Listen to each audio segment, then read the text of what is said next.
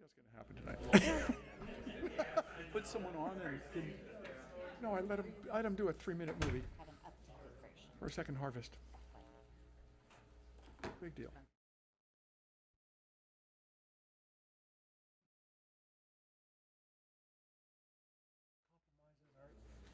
You ready, staff? Yes. Ready? Linda?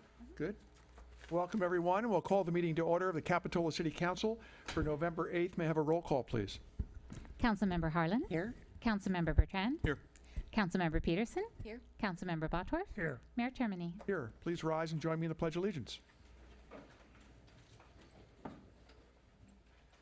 I pledge allegiance to the flag of the United States of America and to the republic for which it stands, one nation, under God, indivisible, with liberty and justice for all. Tonight's meeting is being cablecast live on Charter Communications Cable TV Channel 8, is being recorded for rebroadcast. Our technician tonight is Lynn Dutton, I believe. Yes. It usually is. It's not circled here, but I know Lynn's always back there. Please turn your cell phones off during the meeting. And we are using the card system tonight for the first general government item, the Unified Corridor Study. So if you wish to speak on the Unified Corridor Study, please fill out a green card for 1 minute, and you'll be taken first. A yellow card for 2 minutes, you'll be taken next. And a red card for 3 minutes, you'll be taken last. So choose wisely. We'll move on to a report on closed session. John. Thank you, Mayor Termini. The council had 2 items on this evening's closed session: City of Capitola versus D'Angelo, and the City of Capitola versus Linda Freedy, which is the Greenway litigation. In the D'Angelo matter, the council heard from Deputy City Attorney Reed Galagli, and he provided a status report to the council, and the council gave Mr. Galagli instructions with regard to the further prosecution of that matter.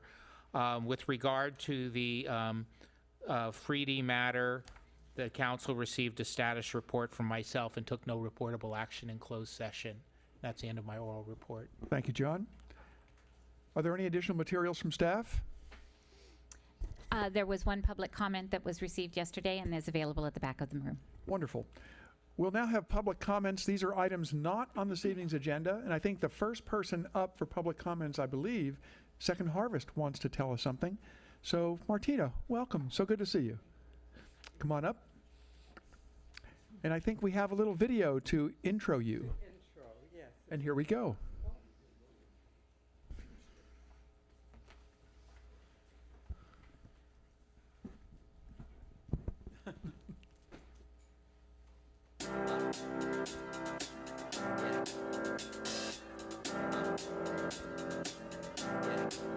I got this feeling inside my bones.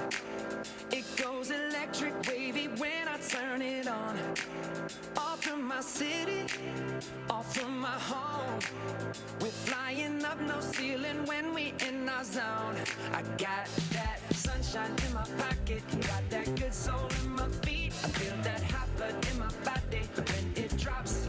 Ooh, I can't take my eyes off it, moving so phenomenally. Room on lock the way we rock it, so don't stop. And under the lights when everything goes, nowhere to hide when I'm getting you close.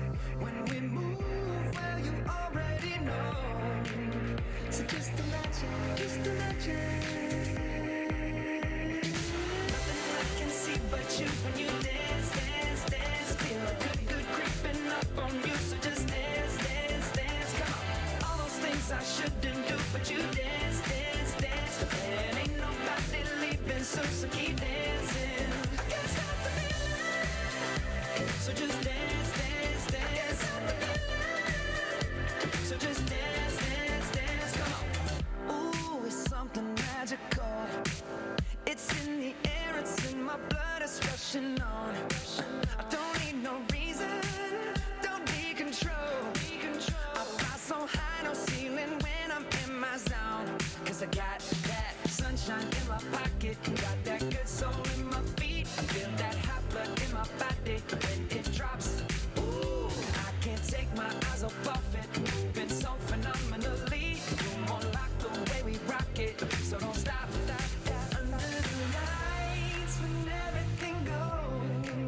Nowhere to hide when I'm getting you close. When we move, well, you already know. So just imagine, just imagine. Nothing I can see but you when you dance, dance, dance. Feel a good, good creeping up on you. So just dance, dance, dance. Come on. All those things I shouldn't do, but you dance, dance, dance. And ain't nobody leaving soon, so keep dancing. Can't stop the feeling. So just dance, dance, dance. So just dance, dance, dance. So just dance, dance, dance. Stop the feeling, yeah. So keep dancing. Oh.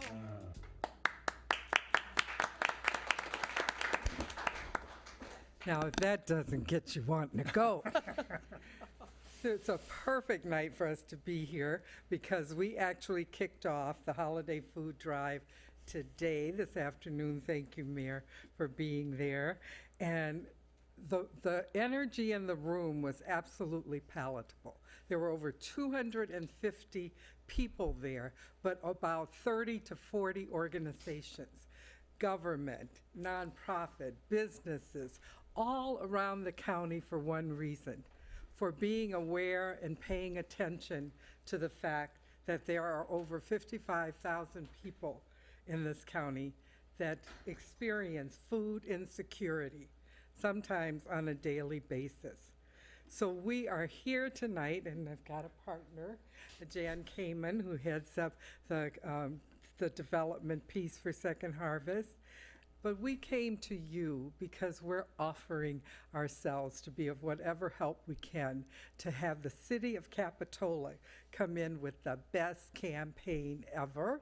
I have been a resident of Capitola, moving from the holy city of Detroit to Capitola since 1983, and certainly have been invested in wanting the best for this city and for the community. So each of the groups that were there, as I said, they were all there because this was their kickoff as well. So the idea is that they will be, over the next 6 weeks, will be attempting to come to the goal of 4,800,000 meals for this county. What that means is that every single effort, every dollar, every barrel, all of that coming together will make up 4,800,000 meals to go out among 200 sites countywide. So this is an amazing opportunity, I think, for Capitola. And as I said, my cohorts through Second Harvest want to do every single thing we can. You know, the Second Harvest Food Bank, or food banks as a whole in America, have not been here for that long, right? They really haven't. And what it does, through the efforts of the food banks, through the way they use the resources, it truly is a way of all of us in the community, when we're giving, to give to the fullest extent, meaning our $1 will go for 4 meals, meaning that they can buy something like 25 pounds of food with only $1. So it's a good deal. Now I'm going to tell you a personal story that before the food bank, we counted on our neighbors, right? We counted on our neighbors to be aware of all of us as families and on the block and in the community.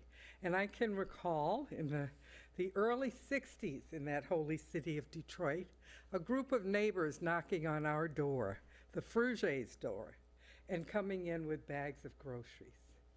Until I saw that, I wasn't even aware that there was an issue, meaning that my parents were deliberately choosing when they were going to eat and how much, so that the other 6 kids that they had could definitely have something. That made an impact on me. So when I was asked to be the co-chair for the Second Harvest Food Bank the last 2 years, I remembered how my own neighbors as a young person really were aware of what was happening in our family, behind our closed door, and they came to our help. At that time, in the early 60s, there wasn't an organized effort for this. So we are so fortunate in this county to have Second Harvest as that. So I am going to let Jan come up and let you know a few of the actual details. Oh, I have your stuff. Thank you so much, Mayor, for inviting us tonight, and the rest of the council, thank you. I'm Jan Kamen, and I'm the Director of Corporate and Community Relations for Second Harvest Food Bank, Santa Cruz. I know that your city, I know your residents are very concerned about people that don't have enough food. I think that was very much on your agenda over the summer. One of the things I'd like the council to know is that 10% of your community is receiving food from Second Harvest Food Bank.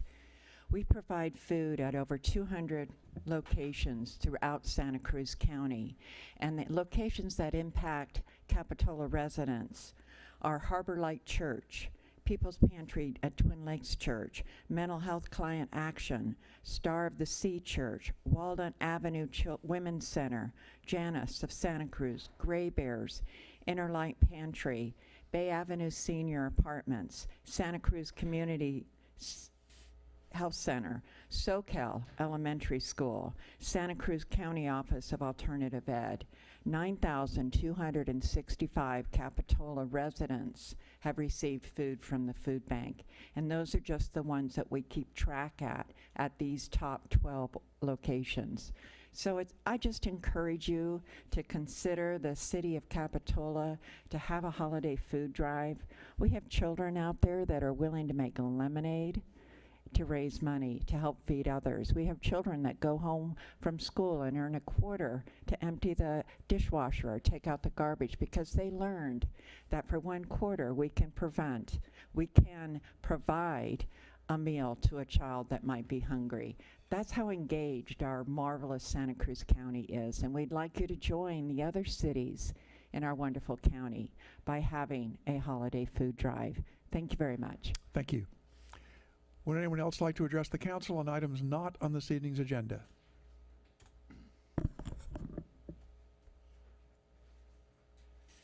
Is that you, Dennis?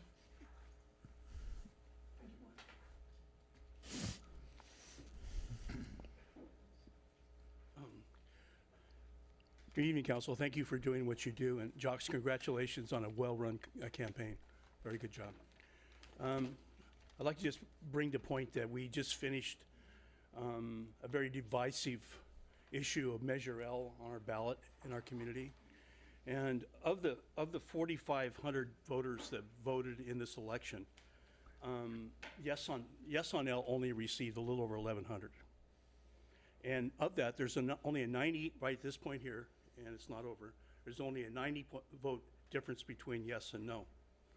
And in that, the Greenway, whether you want to call it Capitola Greenway or Greenway in general, since they don't have to report their income, spent over $32,000. That's the most expensive campaign ever run in this city. It's also the most divisive campaign ever run in the city. One half of the voters that voted favored a bicycle and pedestrian trail over a bridge that the city does not own, but is in our jurisdiction. That's good. And then the other half of the residents voted to keep the possibility of a future transportation system with bicycle and pedestrian trail.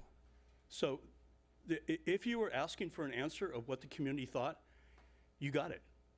Half this community thinks that you need a bicycle and pedestrian trail, and the other one thinks that you need a viable transportation on their system on that corridor. I really want Sam and Jocks to hear this because they're going to be on this council for the next 4 years, and this issue is going to come up again and again and again. And if they wanted to hear from the community, they did hear from the community. It's pretty loud and clear. There's so many important issues in our lives right now, and particularly as a council and what you guys have to address here. I'm really disappointed that this thing ever had to come to what it came to and how divisive it was in our community. We don't need outside influence telling us what to do. We don't need outside money telling us what to do. I thank the council for taking the time before this thing forward to try and stop this process from happening. Unfortunately, it did happen. But you got a very clear message right here, is that your town's divided on which way to go, and it's pretty evenly divided. And that I hope that this doesn't come to some litigation problem with the city in the future. You control and what you say. You cannot have someone from the outside tell you what to do or how to vote, regardless of what they're trying to tell you. You cannot do that. You can still vote any way you like on this issue, you as council members. Don't let them ever take that right away from you.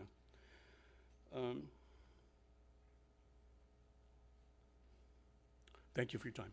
Thanks, Dennis. Would anyone else like to address the council on items not on tonight's agenda? Hi, Brian Peoples, Trail Now.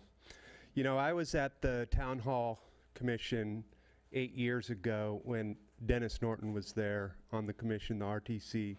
They went to the California Transportation Commission and they told them a train would work. 16 years before that, the California Transportation told them a train won't work. Dennis had a lot of influence in he wants a train. He's been working hard to have 60 trains a day over that trestle. Can you imagine 60 trains a day over that trestle?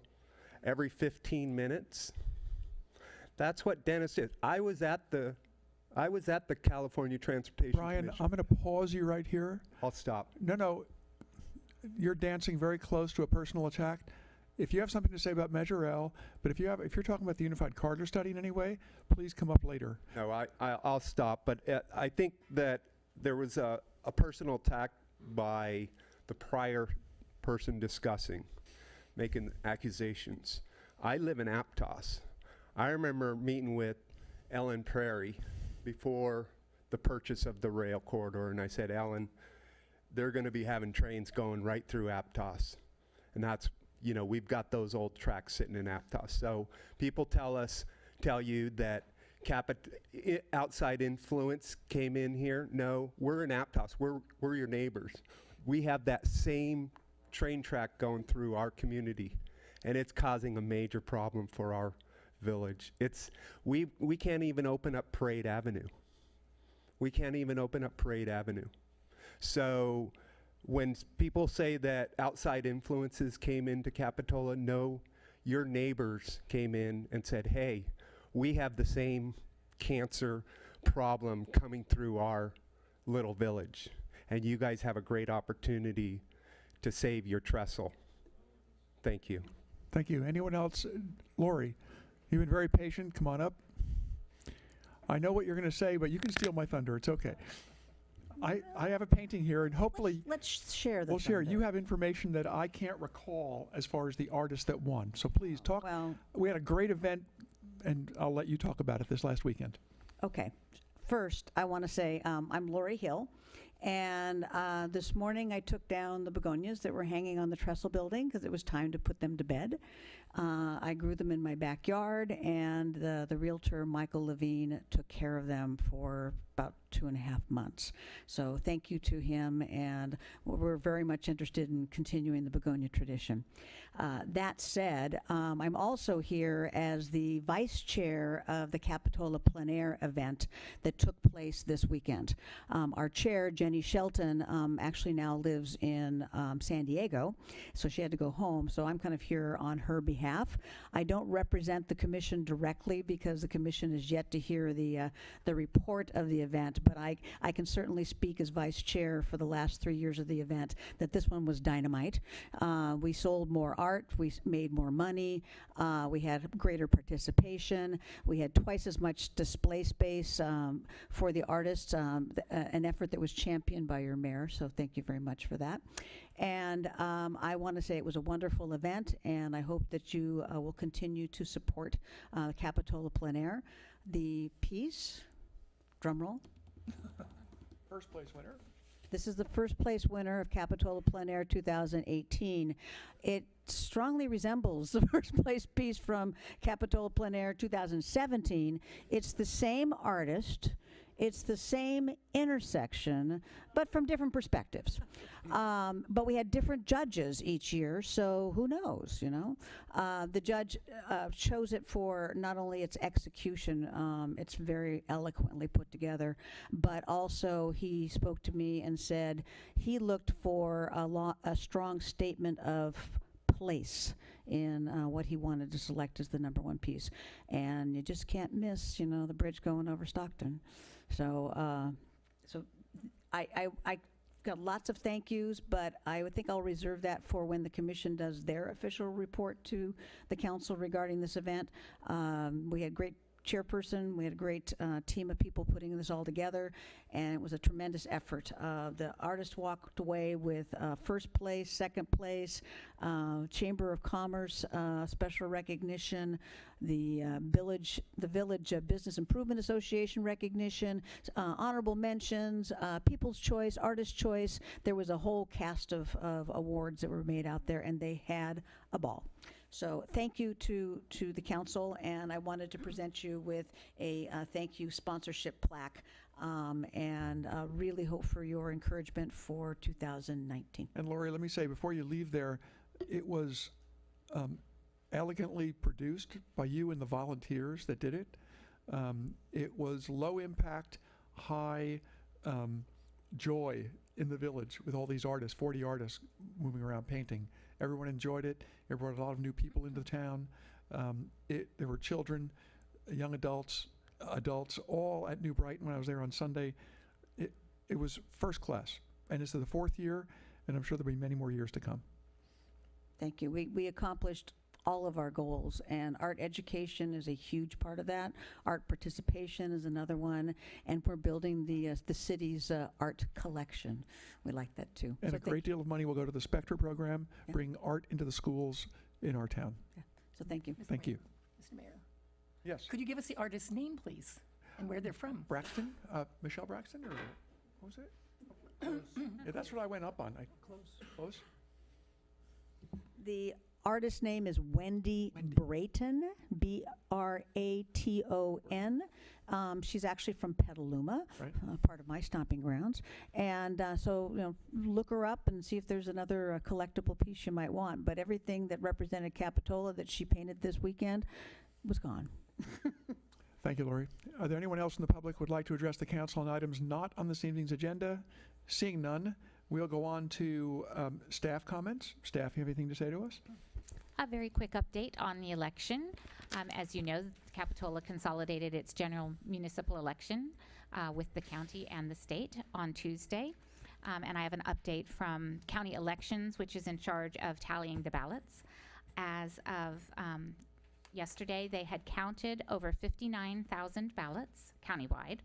There are still over 55,000 ballots countywide remaining to be tallied. Of those, about 45,000 are vote by mail, about 6,000 are provisional ballots, and 2,000 are same-day voters.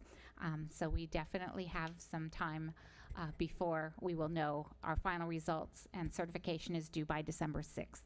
And you can go to votescount.com, which is the county's website, to see regular updates. Thank you. City Manager, anything? I think we have an announcement from our chief here this evening. Very good.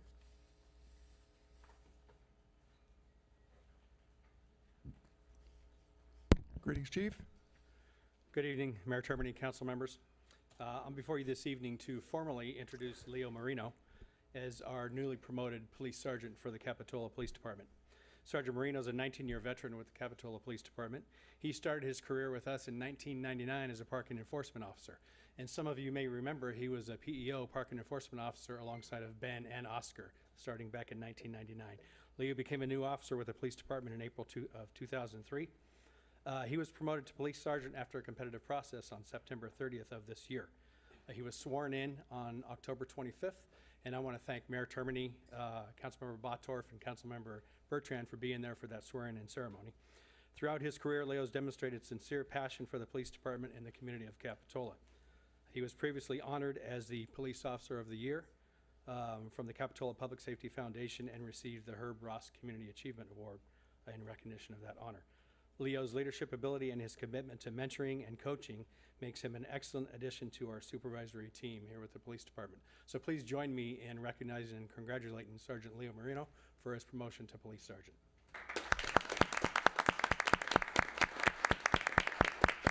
Thank you very much. Thank you for the time. Leo, a few words from you. Come on. Because I want to tell you, at your swearing in, you said a few sentences. It was the most words I've heard you say in a row in my entire life. Well, first of all, I want to thank Chief McManus. I want to thank City Council and City Administrators for giving me this opportunity, and I look forward to the challenge and to this new chapter in my career. And just thank you again. Thank you for making the safety of Capitola your career, and I appreciate it. Thank you. Thank you. Thanks, Leo.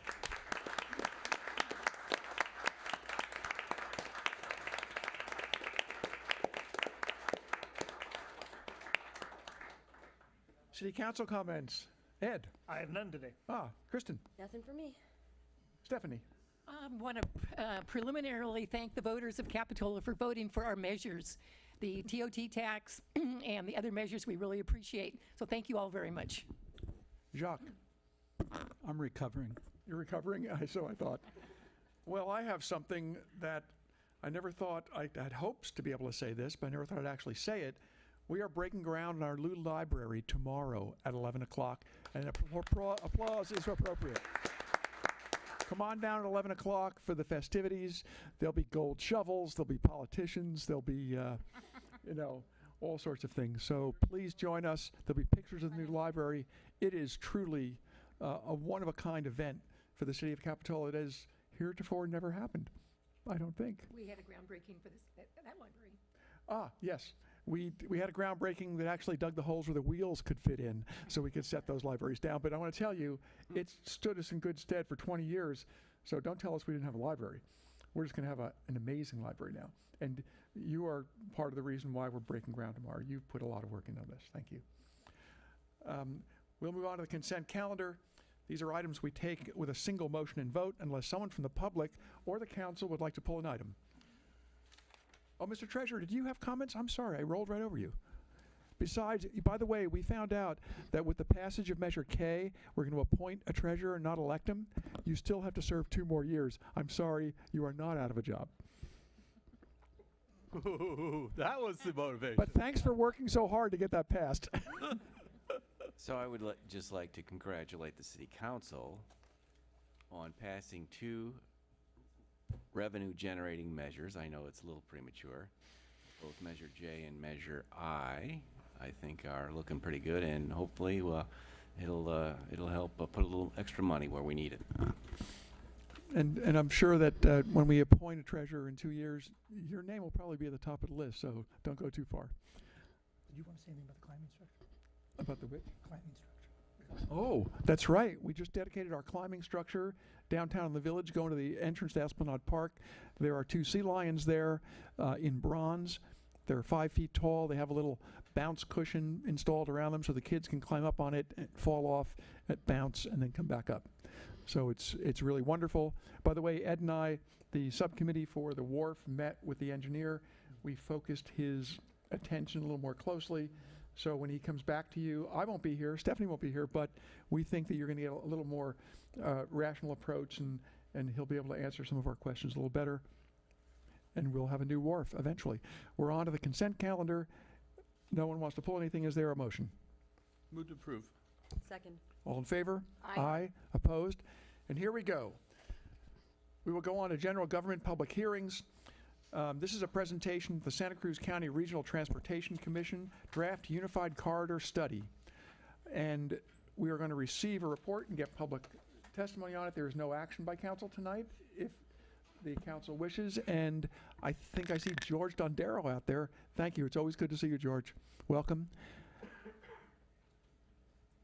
Good evening, Mayor, council members. I'm Ginger Dykar. I'm a senior transportation planner at the Regional Transportation Commission, and I'm the project manager for the Unified Corridor Investment Study. RTC staff has been working closely with consulting firms Kimbley Horn and Associates, as well as Strategic Economics, who have been hired to perform this study. And my coworker, Grace Blakesley, and I will be providing the draft results of the Unified Corridor Study to you tonight. So thank you for providing this opportunity for us to discuss this study with your council.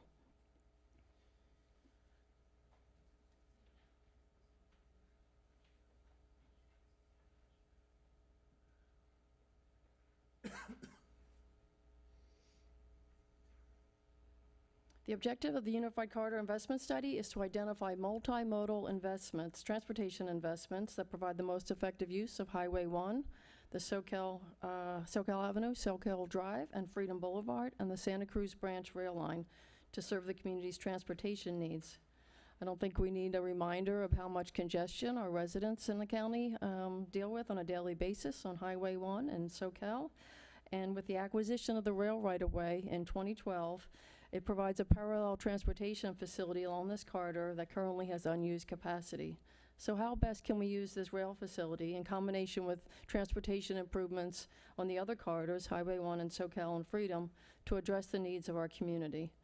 The project study area is shown here on the map. There are 3 routes. Highway 1 runs from Davenport to Watsonville. That's being evaluated.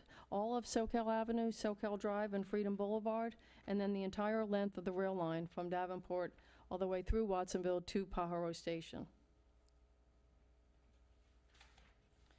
The Unified Corridor Study is evaluating transportation improvements using a performance-based planning and a scenario analysis approach. The process that's been undertaken includes first determining the goals of the corridor study based on the triple bottom line of economy, environment, and healthy communities. And then performance measures were identified that provide a measure for how the goals are being evaluated. The next step was to determine what transportation improvements or projects were going to be evaluated on these 3 routes. And then when these projects were determined, how were they going to be grouped into various different scenarios? So if you're not familiar with the scenario analysis, this is a standard practice that's used in various different federal and state guidelines, proposes this to help decision makers make decisions. So the scenario analysis is when various different projects are grouped together in different packages, and then those scenarios are evaluated based on these performance metrics or performance measures that have been identified. The scenario analysis that we undertook was a 2-step scenario analysis. The first one was more of a qualitative analysis to determine feasibility. Were the projects that were identified all feasible? Were the scenarios feasible? So once we went through, for the first step, we evaluated 6 different scenarios. All of these various steps that we went through, the RTC provided approval for, and at the end of the first step analysis, we ended on 4 different scenarios that were evaluated in step 2. That's where we are here today. We provided the draft results of the Unified Corridor Study to the Commission on October 4th, and have been presenting the draft results, outreach to various different stakeholders, city councils, et cetera. So the step 2 scenario analysis looks at the various different performance metrics to evaluate how the scenarios advance the goals of the project. And the forecast year that we're looking at, our horizon year, is 2035, and the goal of this is to identify a preferred scenario that will help staff work towards prioritizing projects that are a priority to implement. All the way along this process, we've reached out to the community, stakeholders, partner agencies, and the RTC throughout the process. You should have a handout that was provided that has the various different scenarios listed on there and the projects that are included in those. This is one handout that was also in your performance dashboard, but I found that people find the one-pager a little bit more straightforward. It's kind of a cheat sheet to hold on to as we go through the draft results of the studies, and it does identify what projects are in the various different scenarios that we evaluated. And I'll just run through those. Scenario A has the high occupancy vehicle lanes project on Highway 1. On SoCal Freedom is a bus rapid transit light and intersection improvements. Bus rapid transit light does not have a dedicated lane, but at the intersections, what's evaluated is transit signal priority and transit queue jumps. So the transit buses have a little leg up in getting in front of the other traffic out on the SoCal Freedom. Okay, so that's scenario B. And then also in scenario B is passenger rail service as well as trail on the rail right-of-way. For scenario C, we looked at bus on shoulders for Highway 1, as well as the auxiliary lanes all the way through to San Andreas. Because 3 sets of auxiliary lanes are funded through Measure D, that was assumed in all of the different scenarios, since there's funding already available for those projects.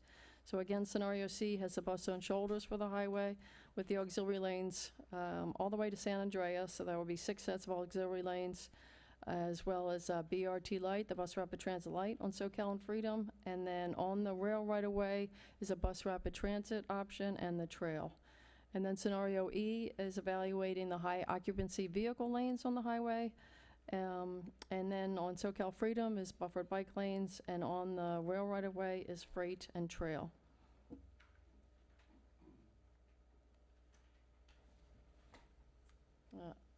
Okay, so for the goals of the project, we have 5 different goals we evaluated with performance metrics under each one. The 5 goals were safety, reliability and efficiency, environment and health, economic vitality, and equitable access, all based on the triple bottom line sustainability principles.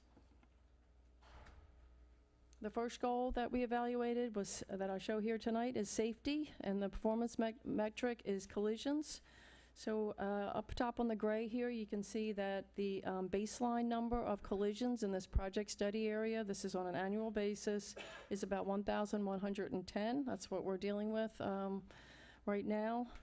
If there's no projects that are no transportation improvements, the collisions will increase given increases in traffic volume, and no transportation improvements, so that increase is forecasted to be 1,211. And with the various different projects in the scenarios, you see that there's a reduction in the number of collisions. Scenario B has the greatest number of collision reductions. That's due to ramp metering, as well as the trail, as well as education enforcement also scores pretty high in bringing collisions down. So there's a savings, a little more savings there in scenario B, but as you see, all of the scenarios perform in reducing collisions on our roadways. Associated with collisions is also a cost to collisions. Our county, when you consider the cost, both tangible and intangible cost associated with collisions, for Santa Cruz County, it's estimated about $500 million per year. So it's a significant amount. There's more information on the report, what this measure shows, but it's very much tied to the number of collisions. The next metric that we evaluated was auto speed. This is for our reliability and efficiency goal. This data shows the speeds. This is a county-wide average. It shows the baseline no build, as well as for all 4 scenarios. The difference there between the speeds does not show up real great, but when you think about it on a county-wide basis, it really does show a difference for scenario A and scenario E with the high occupancy vehicle lanes, increased capacity, so that would increase our speeds. We've had suggestions from members of the public as well as other stakeholders to show additional information for Highway 1, and so we've been showing this information. And this data is available from the Highway 1 draft environmental impact report. It zeroes in more on Highway 1, shows you more detailed information about what the HOV lanes or the high occupancy vehicle lane projects on Highway 1 are estimated to for auto speeds based on the environmental impact report. That's still in draft form. So what we show here, this 2015 baseline, so that's the speed that's estimated right now to occur. This is in the AM northbound direction. It's approximately 28 miles per hour on average between San Andreas Road and Highway 117. So the data that's forecasted in the Highway 1 environmental impact report with HOV lanes brings that speed up to about 39 miles per hour in the AM direction. And Given the, we don't have exact information for Highway 1 out of the scenario analysis for B and C. We have a scenario B plus that is similar to the data that's presented in the Highway 1, and that is transportation improvements, and B plus are the 6 sets of auxiliary lanes on Highway 1 as well as ramp metering. So that would show about the average speed would be about 21 miles per hour. Again, you want to compare it to the no build. We don't do anything. Obviously, we have population increasing, or traffic volumes are going to get are going to increase, and therefore the speeds are going to reduce if we don't put some energy into transportation improvements. The next metric, also for the reliability and efficiency goal, is the transit travel time. This is in the PM peak period. It shows for the 4 different scenarios how the transit travel times would be on the various 3 routes that are being evaluated. In scenario A, there's no transit on the rail right-of-way, so the first one shown there is Highway 1. It shows the transit travel time between Santa Cruz and Watsonville. It's on the order of 33.5 minutes. That's similarly for scenario E for Highway 1 because of the HOV lanes, the transit traveling the HOV lanes. That is an express service between Santa Cruz and Watsonville. And then you can see in scenario B and E on the rail right-of-way with passenger rail service, the transit travel time is around 41 minutes. There are 10 stations that are station stops along that passenger rail service. If there's bus on shoulders on the highway, then you have a transit travel time between 45 minutes and about 60 minutes, shown through scenario C and scenario B, depending on how far the auxiliary lanes are improved. Next metric is mode share, also under the reliability and efficiency goal. We show here the change in mode share by scenario. This is, we see for all of our different scenarios, the transit percentage mode share as well as the bike and walk all increase, and the drive alone and the carpool all decrease. These numbers may seem small, but right now, for example, our transit mode share is on the order of 3%. So having a 3% increase in transit mode share is actually doubling what we have currently. Scenario B shows a little more transit mode share. Scenario E is second, and then the other 2 fall behind. Next metric is the countywide vehicle miles traveled. This is under our environment goal. The scenario A and E with the HOV lanes has a little bit more vehicle miles traveled compared to the scenario B and C, which just has operational improvements. And this is most likely due to redirected traffic. People may decide to drive a little bit farther to get to the highway in order to take advantage of a faster route. Next metric is the greenhouse gas emissions. This follows right from the VMT. The biggest change is from baseline to no build, so out to 2035 with no transportation improvements. This is showing what the vehicle technology changes would look like. But then also shows that there's an additional increase or decrease in greenhouse gas emissions the less people drive. And we have an equity goal. We have 3 measures under that. Well, I'm going to show you just one tonight. It's the household transportation costs. What we found here is that most of people's household transportation costs are based on vehicle ownership. In our county, we have most households are a 2-vehicle household. And even if you don't drive your car, just by owning a car, it costs you about $15 a day on average. And so 2 cars, that's $30 a day. And for fuel and maintenance, about $13 a day, to a total of $44 per household for household transportation costs. This is just the vehicle ownership. So what we found through the different scenarios is that if you assume 2 vehicles in each household, and for each of the scenarios, it was about the same.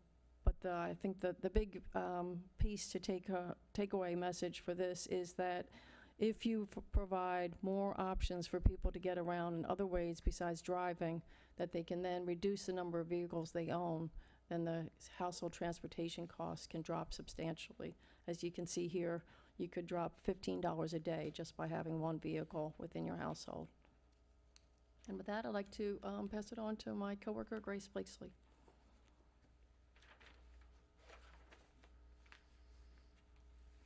Good evening, Mayor, council members. Thank you for having us this evening. I'd like to continue talking about the different performance measures that were identified to evaluate how well the different scenarios advance the economic, environmental, and social goals identified in the Unified Corridor Study. The level of public investment performance measure is evaluated again on a scenario basis, and it provides information about the public investment that would be needed to implement each of the scenarios in their entirety. So evaluating the level of public investment required evaluating the cost estimates for the scenarios in their totality and the potential of funding available in Santa Cruz County for transportation projects in the Unified Corridor Study. A key point of this measure indicates how much additional funding or new revenues would be needed to be obtained from state or federal funds or generated locally to implement the diverse needs of each scenario. The level of public investment performance measure is provided in two parts. Here we're looking at the capital cost slide, and we'll follow with a slide discussing the operation and maintenance costs on an annual basis. The cost estimates for each of the projects in the Unified Corridor Study were developed by obtaining information from the project sponsors where they'd already developed cost estimates, reviewing prior cost estimates for projects and updating them based on market changes or new information available, as well as preparing estimates for projects that had not previously been evaluated using the Caltrans cost estimating methods. The funding potential, the piece that you see on the bottom in the darker part of the slide, is based on current funding sources as well as additional reasonably expected funding sources. This is just an opportunity to say thank you to voters for continuing to invest in the infrastructure by voting no on Proposition 6 last Tuesday. Approximately 40% of the funding that had been identified in the study for Unified Corridor Study projects would not be available, and we'd be deprogramming projects in our existing regional transportation improvement program. So thank you very much to the voters. The potential for future the funding potential for future transportation projects in the Unified Corridor Study is determined by assessing the amount of revenues available to Santa Cruz County through 2035, which is a horizon year for this project. This follows a similar process used to develop the financial estimate for the long-range transportation plan for Santa Cruz County, which is the 24 regional transportation plan.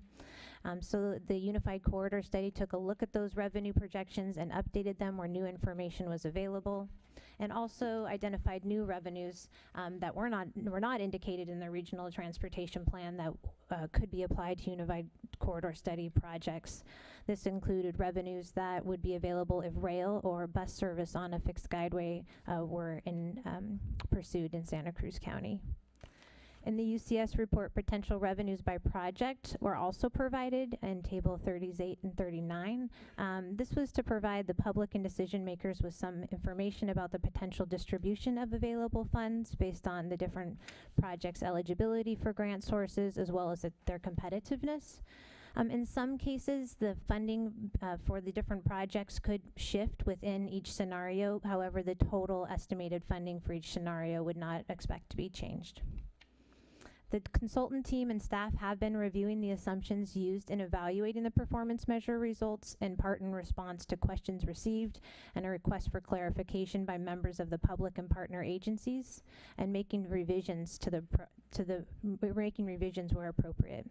The public investment performance measure is one area where the report will be providing additional information about revenue assumptions, and the results have been revised since the draft report. For the capital cost, revisions primarily reflect updates to transit projects to include vehicle capital costs. In looking at the slide, you can see the total amount, the total cost estimated for each of the scenarios, as well as the funding potential estimated, which is the darker color in the lower part of the bar, and then also the estimated new public investment that would be needed to implement the scenario in its entirety. The amount of potential funding available to each scenario is approximately the same amount, with the exception of Scenario A, which has less funding available to projects. This is due to some federal and state revenues expected to be available for rail transit and fixed guideway transit projects that are not included in Scenario A project list that Ginger described. Scenario C has the lowest cost of the scenarios and has the estimated new level investment is also the least. This is really due to the least construction cost for improvements on Highway 1 and bus on shoulders and auxiliary lanes when you compare that to the total cost of implementing high occupancy vehicle projects, as well as less capital cost associated with bus transit services on the rail right of way. Scenario E requires the greatest investment, shown on the far right, and includes significant investments in both Highway 1 as well as the Santa Cruz Branch rail line with a bicycle and pedestrian path, as well as rail transit.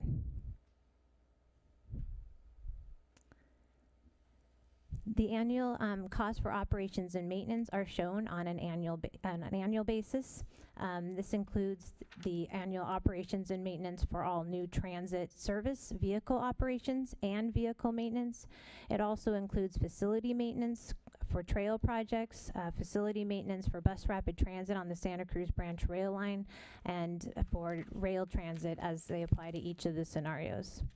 The annual cost of facility maintenance on state highways is also included, and those costs are assumed to continue to be funded by Caltrans and for the local jurisdictions, maintenance costs by local jurisdictions. For the operation and maintenance level of public investment performance measure, adjustments to the draft report have been made to clarify funding sources for transit and our operation and future potential sources for transit funding. The operation and maintenance adjustments increase the estimated amount of new public investment needed to meet the operation and maintenance costs evaluated in each scenario. And they continue to indicate that new public investment would be needed to construct and operate scenarios in their entirety.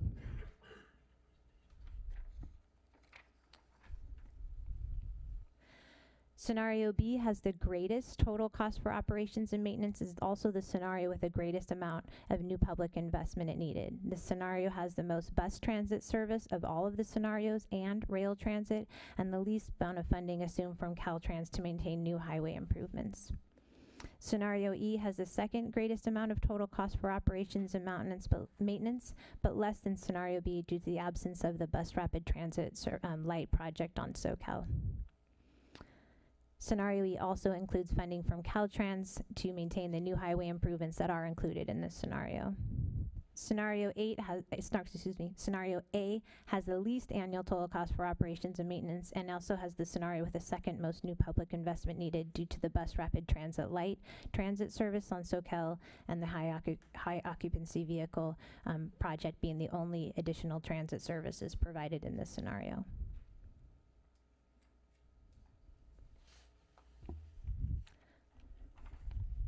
The consultant team also evaluated economic impacts to visitor revenues, as well as other relative economic impacts of each of the scenarios, as part of serving as an indicator for the economic vitality goal of the Unified Corridor Study.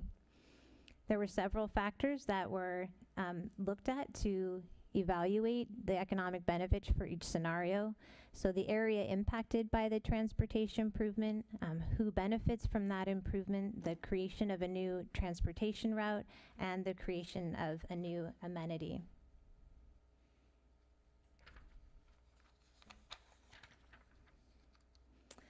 Related to the area impacted by the transportation improvement, the consultant team looked at areas that generated corridor-wide or study-wide benefits, such as Highway 1 improvements, which provide an aggregate regional benefit county-wide. They also looked at more local impacts that were local benefits provided by bicycle and pedestrian improvements and intersection improvements, which can enhance access to local businesses.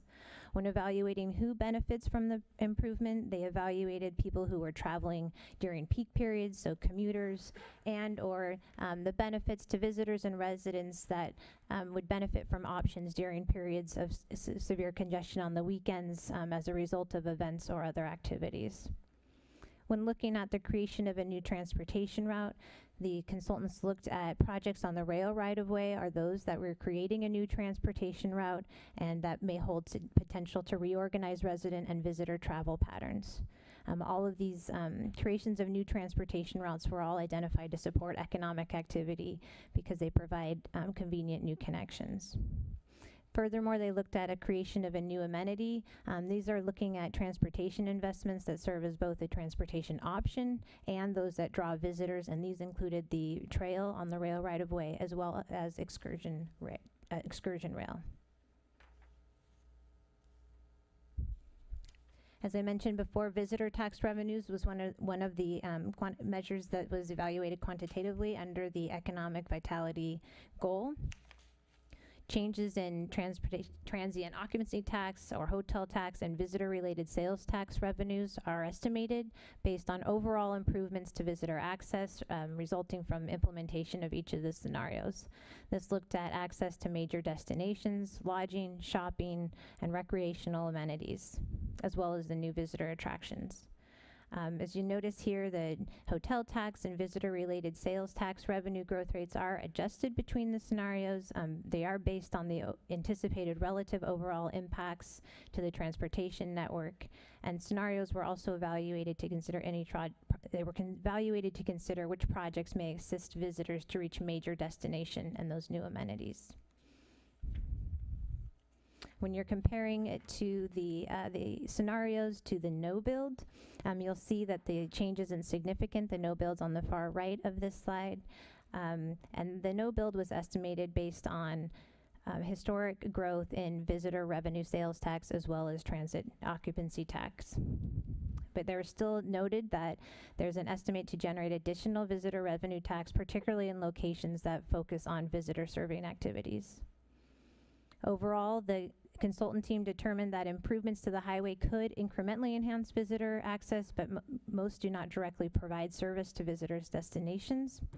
That the trail and excursion rail are assumed to be a new visitor attraction and therefore projected to increase visitor tax revenue, although not expected to significantly change the number of visitors coming to Santa Cruz County, expected to extend the length of stay and the number of expenditures by visitors while they're here.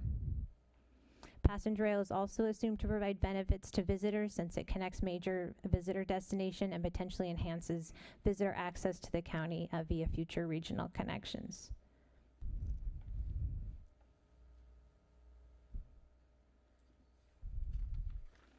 In addition to the quantitative analysis of the visitor tax revenues, the consultant team also evaluated the relative economic benefits of each of the scenarios. To do this, the consultant team evaluated the project level impacts and translated them into an assessment of the relative level of benefits by each scenario as shown here. The categories that were evaluated are shown on the left. They looked at potential changes in business location decisions, changes in development potential and property values, rents, changes in business performance, local tax revenue, and user benefits. For example, improvements that eased access for businesses were expected to have impact on business location decisions. So scenarios that included key highway improvements like scenario A and E would be expected to impact such decisions and could attract new businesses to the area. The analysis associated the most significant change in business locations with scenarios that included all new transportation options or new means of access, so projects that were on the rail right-of-way by creating new commute and visitor connections. Trail projects were also impact to business location decisions due to the potential clustering of customer-serving businesses. For potential development potential and property values, the consultant cited research that shows projects providing new connections or new access are likely to have the greatest impacts on the countywide development and values. So transit service and facilities that connected those destinations were those scenarios that had new transit service and facilities that connected destinations were expected to have a relatively larger impact. Also considered under the changes in business locations was the improvements to local access, the intersection improvements, and bicycle and pedestrian improvements. Related to business performance, findings that indicated that scenarios included significant bicycle and pedestrian improvements as well as auto improvements that improved access to businesses were most likely to have impacts on commercial districts. The benefits to local tax revenues really track the benefits of the other measures because changes in the business location, performance, and property values all benefit the tax revenues collected by local jurisdictions. Related to the user benefits, the scenarios that provided the most options tend to benefit households focused on decreasing their transportation costs, and this may have a stronger impact on low-income households that spend a greater percentage of their income on transportation. For the scenarios that had projects that connected job centers and visitor destinations also had a greatest impact on jobs access.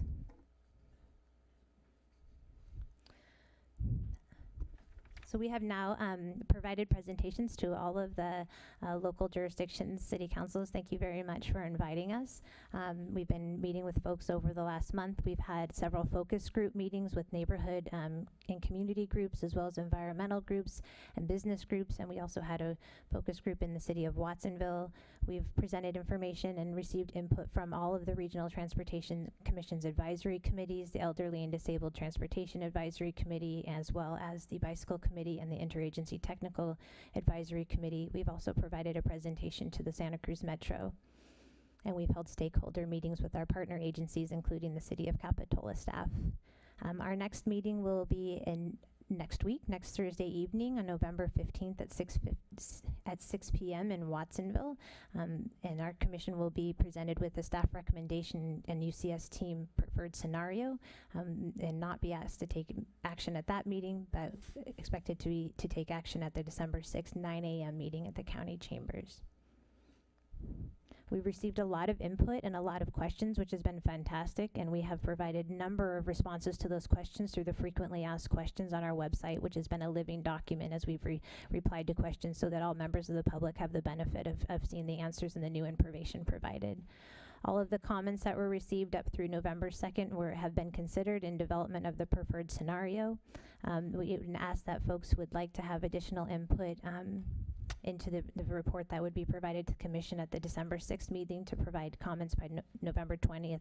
All written comments are provided to our board in writing up to the 12 p.m. the day before the meeting. So please submit your comments to ucs@sccrtc.org.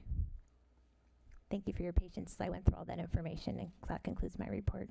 Can you field some questions from the council? And you can probably pass them off to Wendy as well, depending on where they land. You have any questions, Ed? I have none, but thank you for that presentation. Appreciate it. Kristen? No questions. Stephanie? No. Jacques? Yeah, for building HOV and for bus on shoulder, what's the status of being able to fund that? For, as Ginger mentioned at the beginning of her presentation, the Measure D funds directed the Regional Transportation Commission to fund the first set of 3 auxiliary lanes between SoCal and 41st, Bay Porter Park and State Park. And so those projects are funded thanks to the voters, and they are assumed in every scenario. Depending on the decision, the SoCal to 41st Avenue project is scheduled to go to construction in 2020, so they are moving forward with final design. The additional funds needed for those projects, the staff would expect to pursue through state and federal grants based on the direction of the commission. And thanks to SB1, there are some funding sources available that can fund operational improvements on Highway 1 that we could pursue if that was the direction of our board. So that's a pretty high probability, Measure D. How about the improvements on the rail corridor to enable train transit? The recently released state rail plan does identify a number of sources. Some of those also Senate Bill 1 sources that are directed to rail and transit projects, and those are assumed in the funding assessment as part of the public level of investment performance measure. As you saw with those measures, to implement any of the scenarios, not all of those, there's not sufficient funds to implement all of the scenarios in their entirety that we know of today. The staff, if directed by our board, we'd continue to pursue additional funding for all of those projects, including rail, if that was the will of the commission. Thank you. I have a question. I think it's going to be for Wendy. I was really surprised that the emissions reduction were so minuscule for some of these plans that are expensive and brilliant. But I was really amazed that Kimley Horn didn't find a larger savings in emissions getting people out of their vehicles. Do you have any comments on that? Can you? I have a lot of comments on that, yeah. I can see if I can keep them short. The approach that was taken from Kimley Horn to evaluate the reductions in greenhouse gas emissions as well as the criteria pollutants is based on a model from the California Air Resource Board. It's called the emission factors model. It's the standard procedure. It's approved by EPA. There's a version that was used for this study from 2014. Just within the last couple of months, they came out with the 2017 version. But there's still, the Air Resource Board, this model is still catching up with legislation around electric vehicles and the requirements that are, there's been an executive action based on electric vehicles and how we need to move forward with those in our future. So when I look at these numbers, I feel like that's really not, it's old information, and the best way to look at them is look at the relative difference between the scenarios, but not the overall. Right. And so we see some overall, I think it's on the order of 26% reduction from the current amounts of greenhouse gas emissions towards the future 2035. Obviously, there's legislation out there as an overall. We need to get down to, I believe it's 40% reduction by 2030 is what the legislation says. I had high hopes, and I looked at the no build on your chart, and I looked at all the other scenarios, and I went, where are my high hopes? I was reaching for that. Also, on scenarios B and C, SR1 travel time was significantly higher. Why is that? Maybe I read your graph wrong. Maybe you want to page back on that, because it struck me that the bar graph was significantly higher for the travel time from Santa Cruz to Watsonville. Okay, so it's speed data. It's there are some travel time information in the report, but the information that seems to best represent the differences between the scenarios. Oh, wait, go forward one. That right there. Am I no? Are you looking at this one? Go back again. Oh, I'm sorry, transit. The Okay, time. you're talking about transit travel time. Yeah, I'm looking at scenario B, and I have a 60-minute travel on Highway 1, and scenario A is 33, and I don't understand the disparity between those all the way across. I see B and C as significantly higher. Why would that be? Because there's a lot of people who are trying to take off those roads on both those scenarios. So this is representing transit travel time. So in scenario A, we have HOV lanes. And so with HOV lanes, it allows transit to also move in those high occupancy vehicle lanes. And that's absent on B and C. Correct. Got it. Okay, very good. Thank you. And also the transit vehicle miles was used as a metric. And I wondered, because I could have a transit vehicle logging miles without humans in it. Why wasn't it traveler miles or some other kind of metric that may give me a feeling of how many people we're moving, because that's the business we're in, moving people. But using the word transit miles, it left me a little short on how I should interpret it. Maybe you could enlighten me on that a little. Sure. As you see, we have 16 different performance measures, and they really try to go after a little bit of a different thing, each one. So the mode share performance measure tells you how many transit riders are we forecasting for the future. And so those numbers were based on a per person trip basis. So I think that's the number that you may be looking for. Okay. For transit vehicle miles traveled, that's part of our equity goal, and that's providing information on how much service are we providing, how much route structure as well as coverage in our community, so that people can see that as a viable option. Understood. Thank you very much. Any other questions, Council? We're good? I'm going to open this up to the public now. Anyone who has a green card, please come forward. You have one minute to speak. Any green card holders? Uh-oh. Any yellow card holders? I couldn't bring anybody into the 1 and 2 minutes. Okay, line up, red card people. We're ready to hear you. Please don't wait till the person in front of you sits down to get up and move over to there. Line up. Let me hear what you have to say. there is not a lot of horsepower in being the last word. Trust me, I'm the last word. Step right up. Welcome. Good evening. Thank you. My name's Jack Carroll. I'm a SoCal resident. This UCI study used projections from the 2015 rail feasibility study, which in turn predicted a very small ridership number with a maximum of only 64 people being on the train at any one time. Many of them would have ridden the bus anyway. The bus already exists. The current California rail plan, which was just mentioned, specifically omits any funding for the Watsonville-Santa Cruz train through the year 2040. That fact impacts the federal 50% matching funds requirement.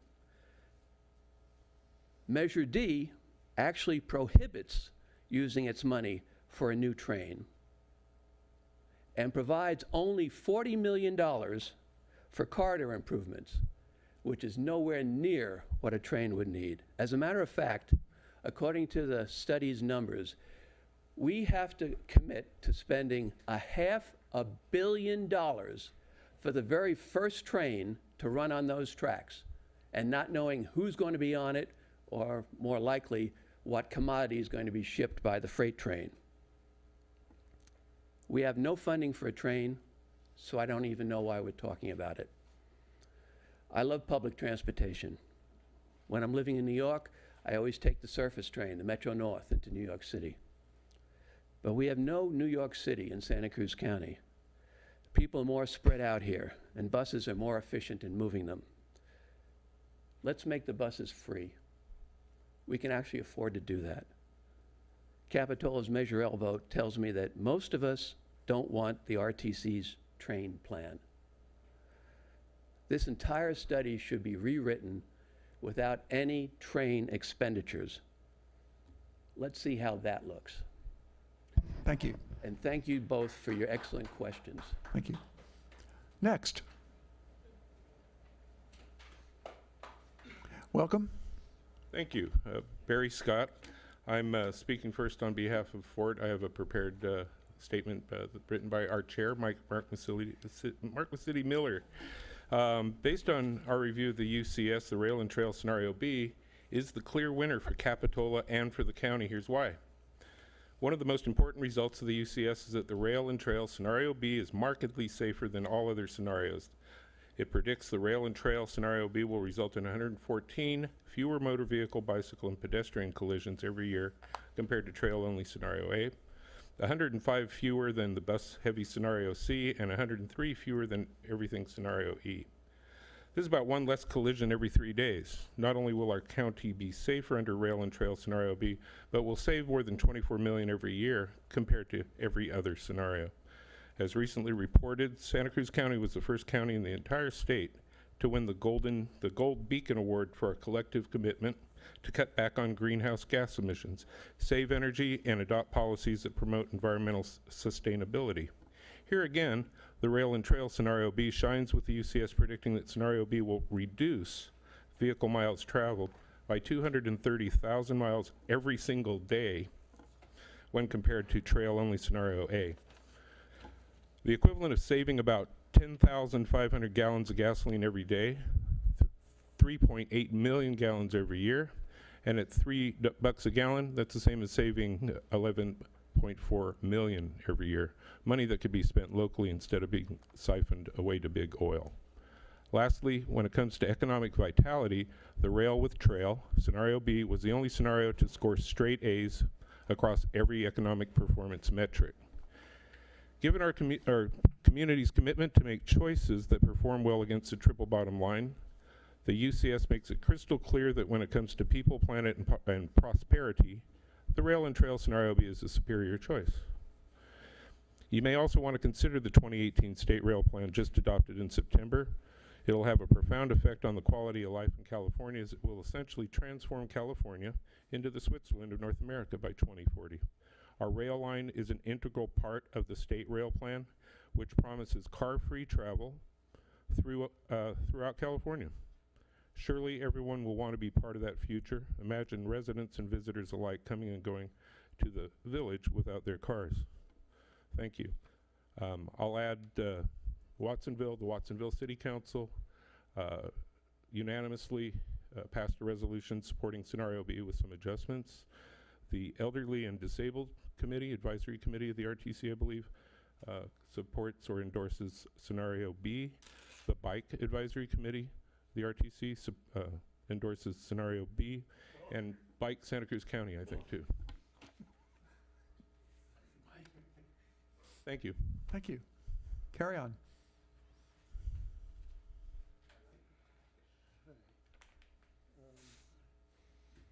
My name's Kerry Pico. I'm from Aptos, and I'm really not Microphone, please. My name's Kerry Pico, and I'm from Aptos, and I'm not really here to tell you which way to vote or not, but I'm going to tell you that looking at all the data, did you guys seem to focus on the transportation on Highway 1, SoCal, and the rail corridor? I saw everything all over the map, data overload. So what I'd like you to do is focus on the transportation portion, which is really what it's about. And there's so many issues. All the information got watered down. There's 220,000 people that take Highway 1 every day. Okay, 110,000 each direction.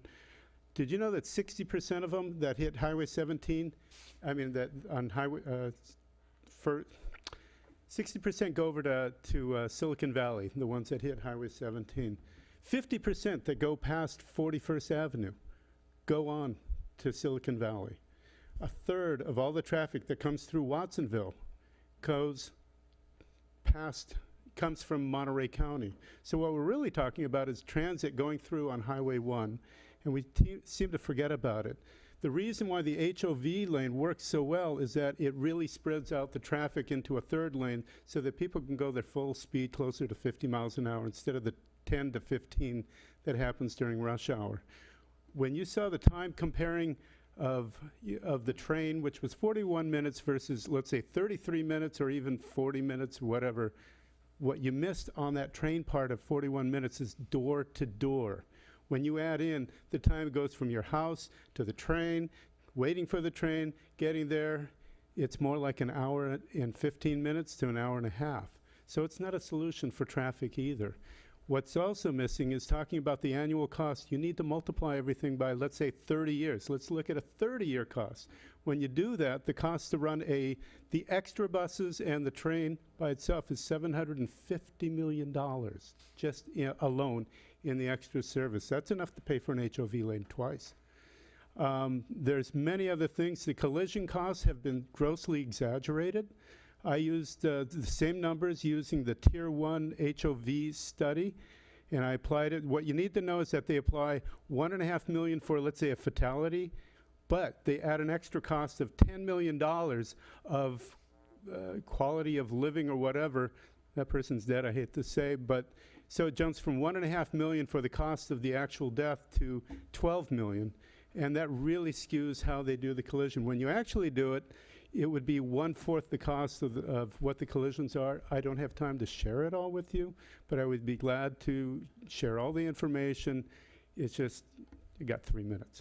So thank you very much. Thank you. I do want to say I'm not happy with how this study was presented. Thank you. Brian. Hi. Come on up. Brian Peoples. You guys can't put a slide up for me, can you? No. Brian, you got 3 minutes. Okay. It's all yours. Thank you. First of all, I do want to point out that Grace and Ginger have been doing a phenomenal job reaching out, actually. We've been coercing and stuff. And I think what Kerry's saying, he's digging into the technical areas. He's absolutely right. You guys, if you saw those adjustments to the Highway 1 time frame, where I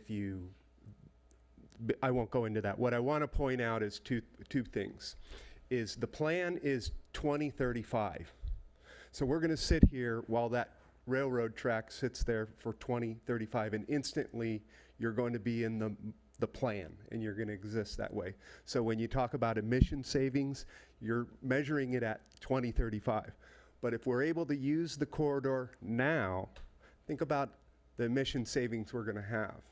Okay, so that's one of the things we pointed out to them. They don't have an implementation plan.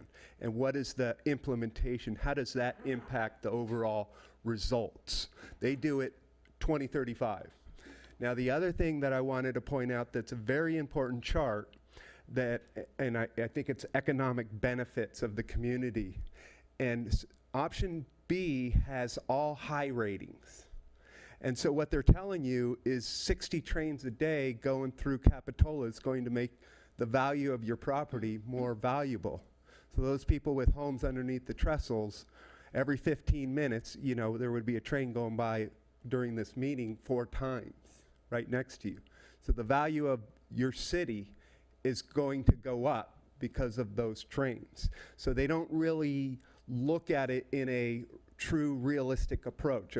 I've talked to them, you know, if it's like the high-speed rail, if you had a train going through your community, you had to drive up to San Francisco to get the train. How does that really benefit me?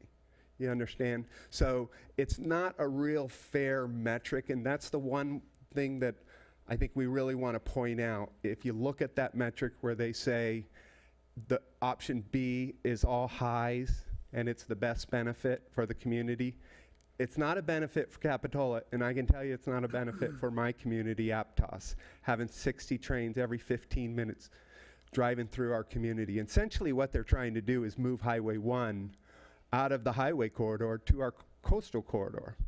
And now, if you look at the SMART train and you compare it, the SMART train does 2,000 people a day. 2,000 people a day. And it costs taxpayers $27 per person to get on there. A single highway lane does 2,000 people an hour, okay? So this is a transportation plan. Let's use engineering. Thank you very much. Thank you, Brian. Next. Welcome. Council. My name is Tom Evans from Capitola. Just a few things I'd like to points I'd like to make tonight. Obviously, there's a lot in this study. I spent 250 pages in the full report. I spent a good amount of time looking through it. First thing I'd like to talk about, though, well, professionally, I also do scenario modeling and performance metric evaluation, but on global supply chains, not here on transportation issues. So familiar with the methodology, and so I think I can look at it with a critical eye. First thing I want to talk about what is assumptions. So all this type of modeling is very dependent upon what assumptions you put into these models. One of the things I noticed is in the trail-only scenario, scenario A, the assumption for bike ridership is basically exactly the same as in all the other scenarios. I don't think that's a good assumption. I think if that was a dedicated trail-only path, we would get more bicyclists and walkers. There is a small increase in walkers, but the bicyclist is the same. So I think that's a flawed assumption to start with. And it shows up really in 2 performance metrics. It shows up in the mode share. So I think you would actually see a more mode share to bike in a trail-only scenario. And it also shows up in the visitor tax, because again, I think if that scenario A with a trail-only approach would be a real benefit to not only Capitola, but the entire county of Santa Cruz. It's something we could market that people would come here for just to use that trail-only approach. So one last thing on assumptions. Again, typically when I do this professionally, another thing we do is what we call sensitivity analysis. We're looking almost 20 years into the future. We don't know exactly what's going to happen. So generally we look at what happens, we figure out which of these input parameters or assumptions are the most key ones, and look at what happens when you vary them over an expected range. Does that change the relative ranking or outcome of each of your scenarios? I didn't see that in the report, the summary and performance report that was prepared tonight. Second item I wanted to talk about was at the back of the report, there's a section on transportation technologies. And it says this is a qualitative analysis. It's not part of the quantitative analysis presented tonight. Talk about 3 major trends: shared, electric, automotive. Don't know exactly how that's all going to play out, but the report itself says they're all pushing in the same direction. Greater road demand, less transit ridership, and lowering greenhouse gas emissions for the vehicles that people are driving. So again, need to take that into account in the final recommendation.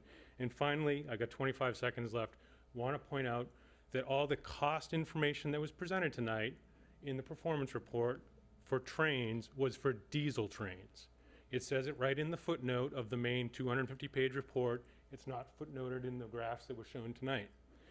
In the footnote in the 250-page full report, to do electric trains is over $500 million more initial investment.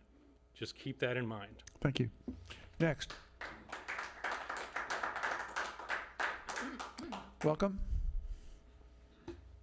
Good evening, council members. My name is Manu Koenig, and I'm the new executive director for Santa Cruz County Greenway. I thank you to Ms. Dykar and Ms. Blakesley for the great presentation. It's probably my second or third opportunity to watch the thing, and a couple of questions did occur to me that I thought it's worth bringing up. First, in terms of the business performance, with highway speeds basically twice as fast under scenario A as in scenario B, I was sort of shocked to see that this didn't factor into the estimated impact on business performance. Mayor Termini, I understand that you have electric contractors moving around the city or the county, and I'm sure you can sympathize that their ability to get there twice as fast would definitely be an improvement for business performance. And so I think that somehow that might have been not considered in this measurement. The other thing is that given that highway speed, again, that the travel time will be faster, even the transit travel time that was shown at about 30 or so miles an hour for bus rapid transit on the highway, that was significantly faster than the train speed. And so I don't understand why that wouldn't result in higher transit usage. If people can get somewhere faster with transit, they're more likely to use it. And so that should mean that transit ridership will go up. Finally, this question of funding is coming up. Ms. Blakesley sort of touched on the idea of how we might fund rail. It's no secret that as they built the SMART train in Sonoma and Marin County, that required a sales tax. The first iteration of that sales tax, Measure R, failed, and then it was only after passing Measure Q a few years later that the train project could actually proceed. And so I think, this gets back to, of course, the recent election, and the results are not finalized, but we do have a statistically representative group that has weighed in, and it looks probable that Measure L will succeed. Certainly there's things that we're happy about with that campaign and things that are regrettable, and I think Councilmember Harlan, you probably said it best. The question could have been a lot clearer. We should have explicitly mentioned the train in the question itself. I think the results would have been a lot more decisive in favor of the measure. But at the end of the day, the high-speed rail project passed with 52% majority back in 2008. And so if Measure L passes with 52% majority, then by God, that's the law of the land. Thank you very much, and look forward to your discussion. Thank you. Next. Welcome. Michael Levine, resident in Capitola, business owner in Capitola Village. I was surprised not to see or hear a single council member ask about the annual operating cost issue for scenario B, which I understand is the preferred scenario of the Transportation Commission, and it's almost double some of the other alternatives. It's $48 million a year. So the lack of curiosity up here, I find a little puzzling about that item in particular. It's a big commitment, and it's going to affect Capitola and the rest of the county. I would say also, I didn't hear any questions specifically, and when I've asked this in the past of RTC staff and the various groups that support a train, I've asked specifically, is there an impact on Highway 1 congestion with the train proposal? And the answer, I believe, is no. And I think about half the time you get that answer when you ask it of the people who study it. I also think it's interesting that the next two meetings where this is going to be moved to a vote by the Regional Transportation Commission are at 6 o'clock at night in Watsonville and at 9 o'clock in the morning. 6 o'clock at night in Watsonville is like the hardest possible time of day to get people down to that end of the county, so it almost guarantees minimal participation. and 9 o'clock in the meeting for a vote in the first week of December is when most average citizens are at work and also not able to attend. So I think those are all points that you should note and you should be thinking about. Thank you. Thank you, Michael. Anyone else? Sam?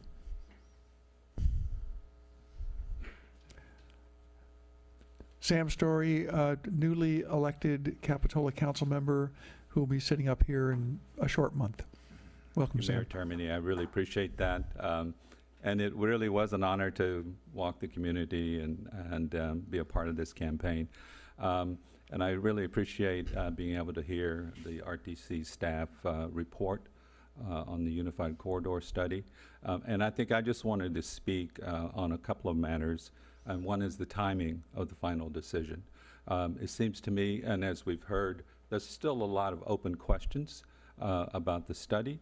And I feel that more time needs to be taken before the RTC makes a final decision, which is going to fix, I think, our transportation planning for decades to come.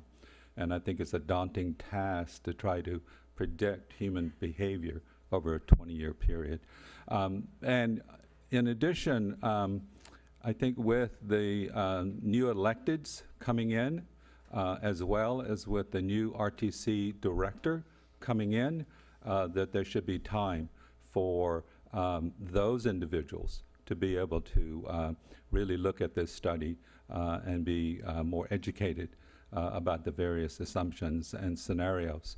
And I would ask, and speaking as a Capitola resident, I would ask that this council, when you're directing our representatives, that you establish some criteria about the impacts on Capitola. How will this affect, because in my campaigning, everyone, of course, in this community is interested in what are the impacts on the Capitola, what are the advantages, what are the disadvantages. And I would hope that this council could really kind of look at that and establish some criteria on how our elected representatives are going to vote on these various scenarios. Well, thank you for listening. Thank you, Sam.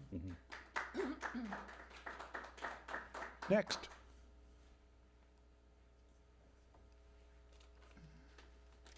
Welcome. Thanks for having me. I'm Ed Spur, Capitola, and I just wonder why we just spent $850,000 on this study when the RTC already made up their mind 10 years ago what they wanted to do. And I wonder why we're pushing this forward, as Sam just said, that we didn't put it out to the voters. We didn't accept very much public input. The public input that was done at the RTC meetings was not very open-minded. We're spending $500 million over the 30 years of the half-cent sales tax. So what are we going to get for our money? If we've done this study, why not put it to the voters? We just had an election. We could have gotten more input. I don't see the RTC as reaching out to the voters, the citizens of this county. It's just very, very frustrating, and it seems like our democratic process is lacking. So, thank you. Thank you. Anyone else?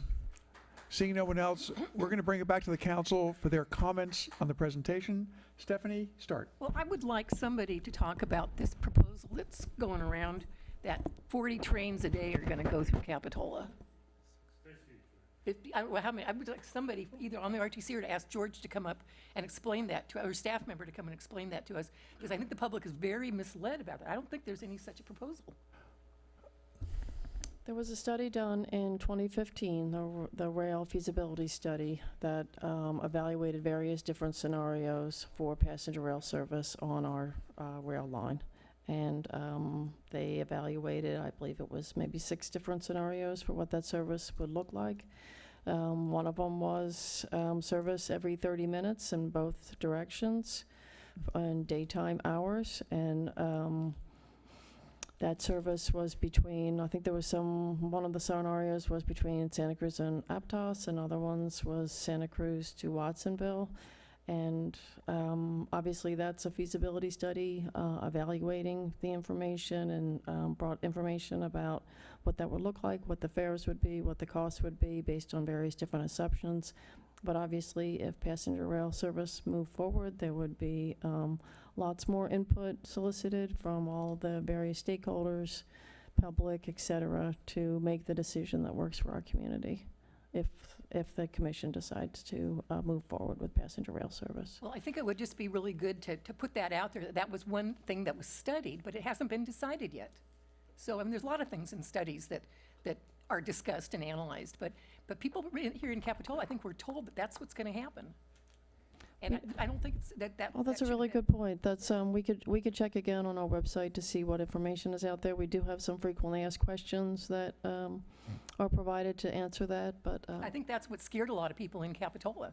If they were told that maybe a quiet tram would go by every hour or every 2 hours or something they wouldn't even hear, you know, they might have been more open to it. But the train just scares people. But if you want to talk about some other mode of transportation on there, we should put that information out there so people can think about that too. George, welcome. Thank you. So it was a feasibility study. We were just looking at what could happen. Since then, we've learned a lot. There's been several groups that have taken trips up to ride the SMART train in Sonoma and Marin counties. One thing you'll notice when you get up there and you look at their schedule, they don't run every half hour all day long. There's blank spots mid-morning and mid-afternoon. And I think they have 14 trains a day in each direction. So that's 28 total. Now, you can say, well, okay, that's partly a factor of cost and, you know, also need. When we ask them what their biggest complaint is, people say we want more service. So, you know, I think what you do is you start with baby steps. You try and serve the peak periods in the morning and the afternoon. You got to have a little bit during midday for people to get around. But the 60 trains a day, I don't know. I don't remember us ever predicting that that's what we would have. But I'd like to address your other point, Councilmember Harlan, about the technology. It's changing in the railroad industry just as it is in the auto industry. And we're being told that all future passenger rail is going to go electric. And what's really exciting is that in Europe now, there's 6 cities that are planned to implement a new style of electric vehicle which has rechargeable batteries which are recharged at each stop. So there's no overhead wires. They're very quiet. They run with electric motors. And they're, you know, basically very, very quiet. So yes, we did use the cost figures for diesel because that was currently available. And I think the cost figures that were cited for electric are including all the overhead catenary wire, which is very expensive to put in, for sure. So as an electrician, I think, Mr. Mayor, I think you appreciate combination of more efficient batteries with supercapacitors working together. This is what they're using. And I just read last week that the company's got 6 orders. Nice, France is going to be the first town that's going to have these running by June of this next year. So, Thank you, George. Sure. When I get to Nice, I'll report back. Stephanie, do you want to, it's time for the council to comment on this. Would you like to make your comments now? Sure, I'd be happy to. Thank you very much for being here and making that presentation. It's very interesting. It's very complicated, very, very complicated work. I was not so much interested in some of these metrics, but in as the other gentleman said, how it's going to work. How many people are we going to help in their getting from one place to another? I know that the analysis about the economics and so forth is interesting, but I don't know if any of that would apply to Capitola. People are just very distrustful of the whole train issue because they think it's going to go by 1 million times a day and it's going to be loud and noisy and their house is going to shake like the old train that we had. So I think you need to do a better job of really talking to people in the community about the future. We don't know what's going to happen in 20, 25 years or 30 years. And this is what scares me about this, though, this whole issue, is it's the costs. The costs are exorbitant. Absolutely exorbitant. So I can't even hardly fathom wanting to plan with these kind of numbers. So all I say is good luck. All I wanted out of Measure L was to be able to get a path to the beach, because it started out as a sanctuary scenic trail with paths to the rail trail. So it got flipped and switched. So I'll let the others make the decision on train or no train, or tram or no tram, but we need to have some serious conversations about the cost of this, because I think it's kind of a pipe dream to have a train in the county, but we'll see. Stephanie, I'm going to go over to Ed. I have no comments. Grace and Ginger, thank you very much for coming and making the presentation. I appreciate everything you did. Kristen. Thank you for the report. Thank you for everyone who's given public input on this issue. I agree with one of our public comments mentioned data overload, and I feel that very strongly. I feel like every time I think that I've got my head fully wrapped around this, there's more data and more information, and I kind of start over in getting acclimated to all the information that's coming at us about this. I will say that what I have heard in my discussion with Capitola residents, in my experience, is overwhelmingly that there's not an interest for a train. That being said, I believe there's more time for public comment through the RTC. I know that other jurisdictions have come out in support of any particular scenario. I think it would be premature for us to do so, but I do thank you for coming to present on that tonight. Jacques. So, 2 weeks ago, I said I was very busy, and tonight I said I am trying to recover. So what I'm referring to is my campaign. And thank you, Capitola, for the votes, and I hope that everything works out for the next 2 weeks, and I will be sitting here again. But listening to Gail, I'm going to wait. So one of the things that came up repeatedly was Measure L. And I thought I would be talking to people about the mall. I thought I'd be talking to people about the library. I thought I'd be talking to people about the wharf. Do we want a new hotel in Capitola? But people talked about L. And in one sense, it's sort of like what Stephanie said. How is this corridor going to influence Capitola? And I voted to put L on the for us to get a chance to vote on it. And my intent was so that people would actually start focusing on what the whole UCS, Unified Corridor Study, is about. The corridor is just a small part of it. To me, the major portion is the highway, SoCal, and then maybe the corridor. So I asked earlier about the costs and how much we actually have right now to build anything. Dee provided us money to do some real work on Highway 1, bikes, things like that in SoCal. But we have very little money at all to do anything on the corridor right now. There's potential. And if you look at the report, there's options or directions that we could go to try to raise money. So I put out the question, and I'll talk about this later. What is the potential that we'll get that? What's the probability that we'll get funding for rails in this area? About 4 months ago, I spoke to the RTC, and I just gave an example. So San Francisco got a grant for BRT, and I looked at why they got that grant. Because they move hundreds of thousands of people. They're in an area where there's millions of people, the San Francisco Bay Area, and everyone comes to San Francisco to work. It's just a real obvious difference between there and Capitola. I love Capitola. I live here. I don't live in San Francisco, partially because we don't have that situation. So I can't see in high probability that we're going to get these dreams funded. But the people of Santa Cruz did say, we do want to fund improvements on Highway 1. We do want better bike lanes. We do want to address, and I went to an evening meeting on SoCal, we do want to address the congestion on SoCal and Freedom. These are real things that people deal with every day. And I sense that that's what the people of Santa Cruz want. I agree with Stephanie that cost is a major thing here. It's not only the cost to build. We could probably get grants to build quite a bit of things, maybe. I don't know what the probability is. But the cost that's really going to impact Santa Cruz is the cost to keep it going.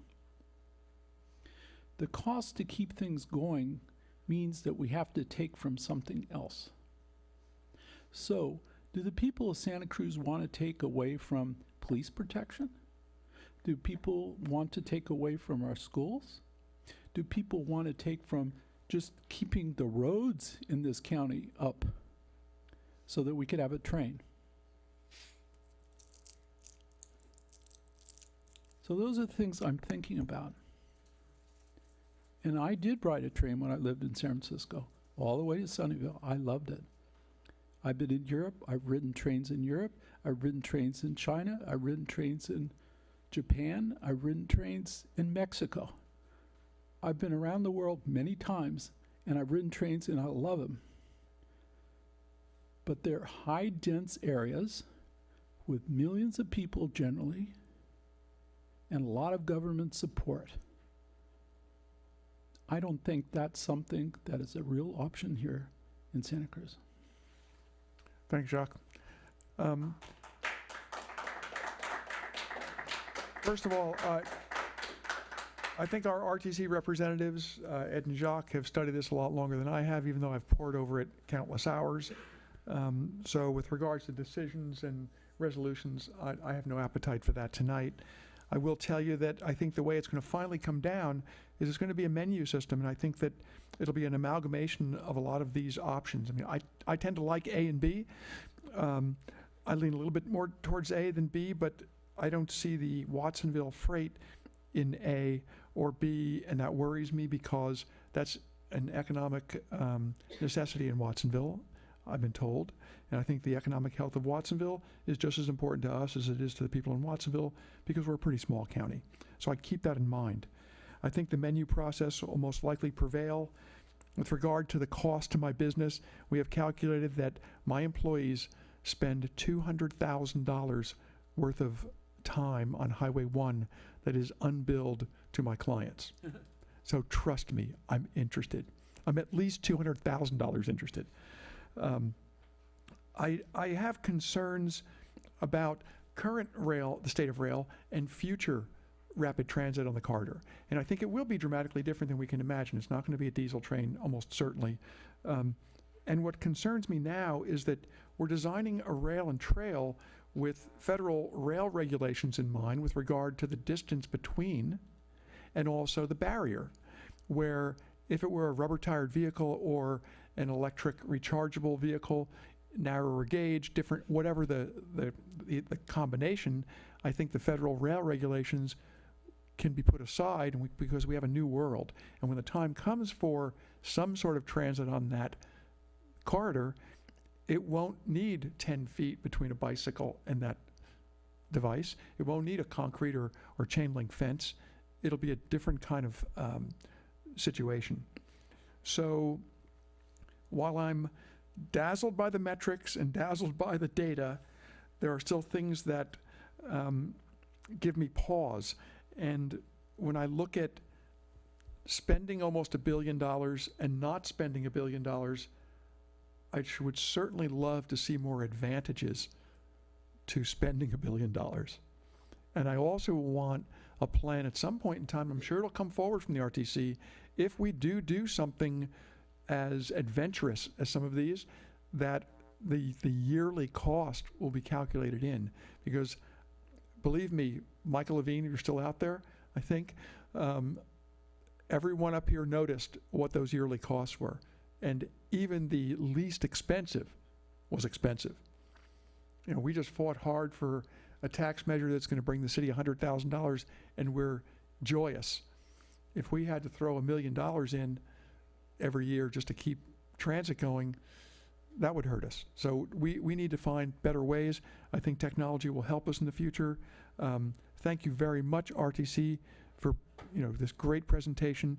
It's an enormous amount of information. It's easy to criticize it if it didn't lean in your direction. It's easy to spin the data in one way or the other, but there is no reason why bicycles and pedestrians cannot use that right-of-way as soon as possible. And there's also no reason that as we develop our transit modes, it can't be used in that way as well. There is a solution here. I would like to think that the RTC will look at this on a cost-benefit basis. I'd like to see the buses on the shoulders tomorrow. It's one of the least expensive options, and it moves a lot of people. And believe me, there are people in Watsonville who, if they can get on a bus and know that in 20 minutes they could be to their job in Santa Cruz, those buses will be a lot more full than they are now, because they're sitting in the same traffic that my guys are sitting in. Nobody's happy. So the triage on all of these different aspects, like the auxiliary lanes, why the auxiliary lanes or the auxiliary merge lanes are not included in scenario B breaks my heart.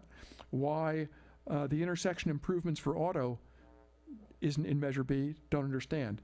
Why the buffered bike lanes are in B but not in A, I don't understand it. These are all things that can happen. We can do, if we decide to, we can do the buffered bike lanes. We just need to do it. It takes political will, takes desire, and it's one of the less expensive options on this list. So I'll leave it at that. Again, I was not asking for a decision. I respect Watsonville for coming forward and, making some small changes and making a resolution, but I don't think this council is ready to do something that is in the hands of the RTC.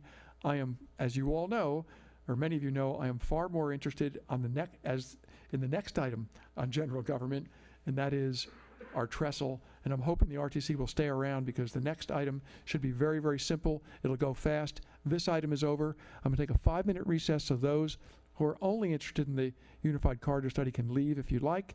If not, stick around and we'll talk about a trestle with a train on it. Thank you. 5 minutes.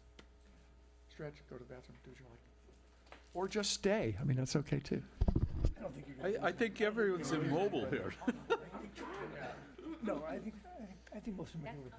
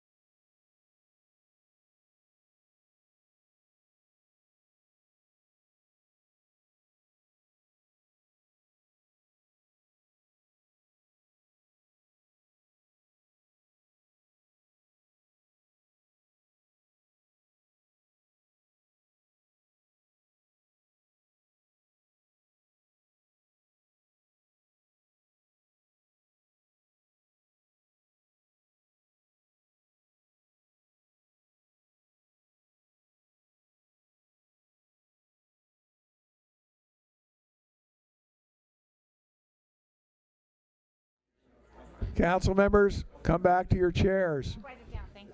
Jacques Bertrand, white courtesy phone.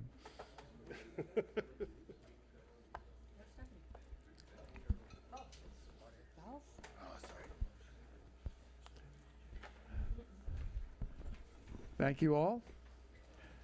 The next item under general government is a status report on the engineering inspection of the Capitola Railroad trestle. And we're receiving a report, I guess, from George. Yes. Thank you, George. Thank you, Mr. Mayor. First, I just would like to respond to just a couple of comments that were made earlier about the UCS.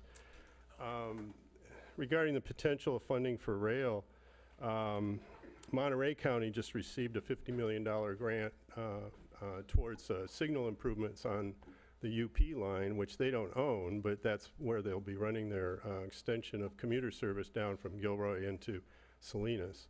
So there is money available even for the smaller counties. The other thing is I frequently hear the statement that why isn't this put to the voters? Well, the answer is it will be. All of the scenarios, all four of them, I think it was really clear on the slides, need more local money.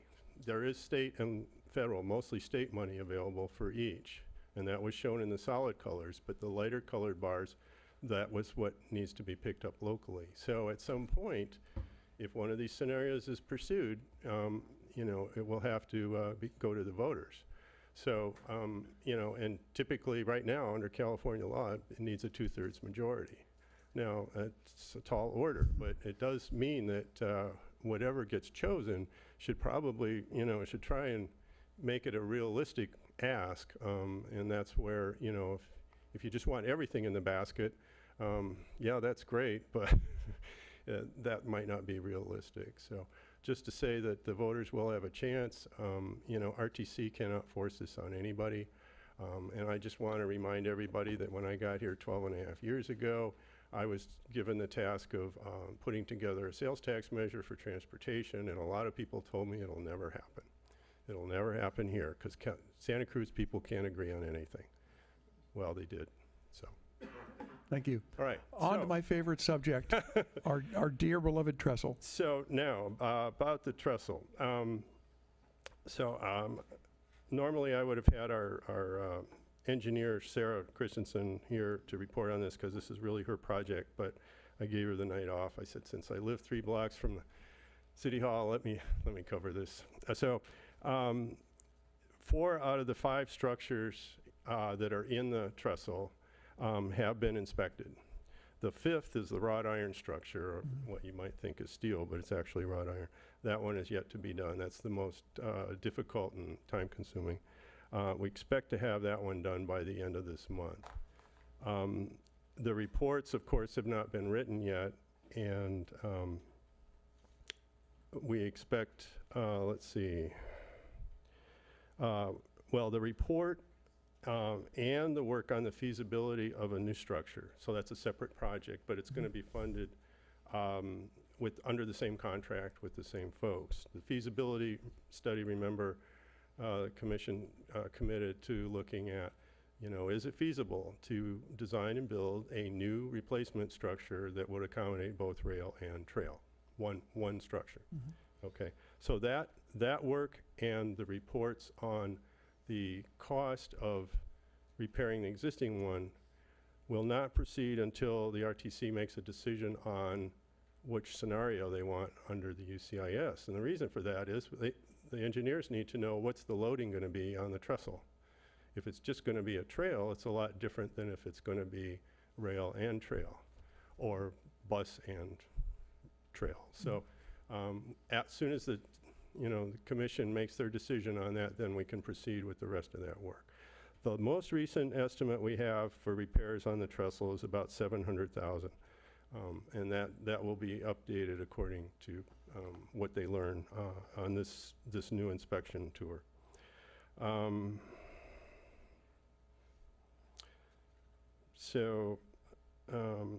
Essentially, that's my report, and we'll be glad to come back and report further updates as soon as the information becomes available. George, before I open it to the public, I have one burning question. Sure. And you've told me this, and I took it to my heart, and I believe it.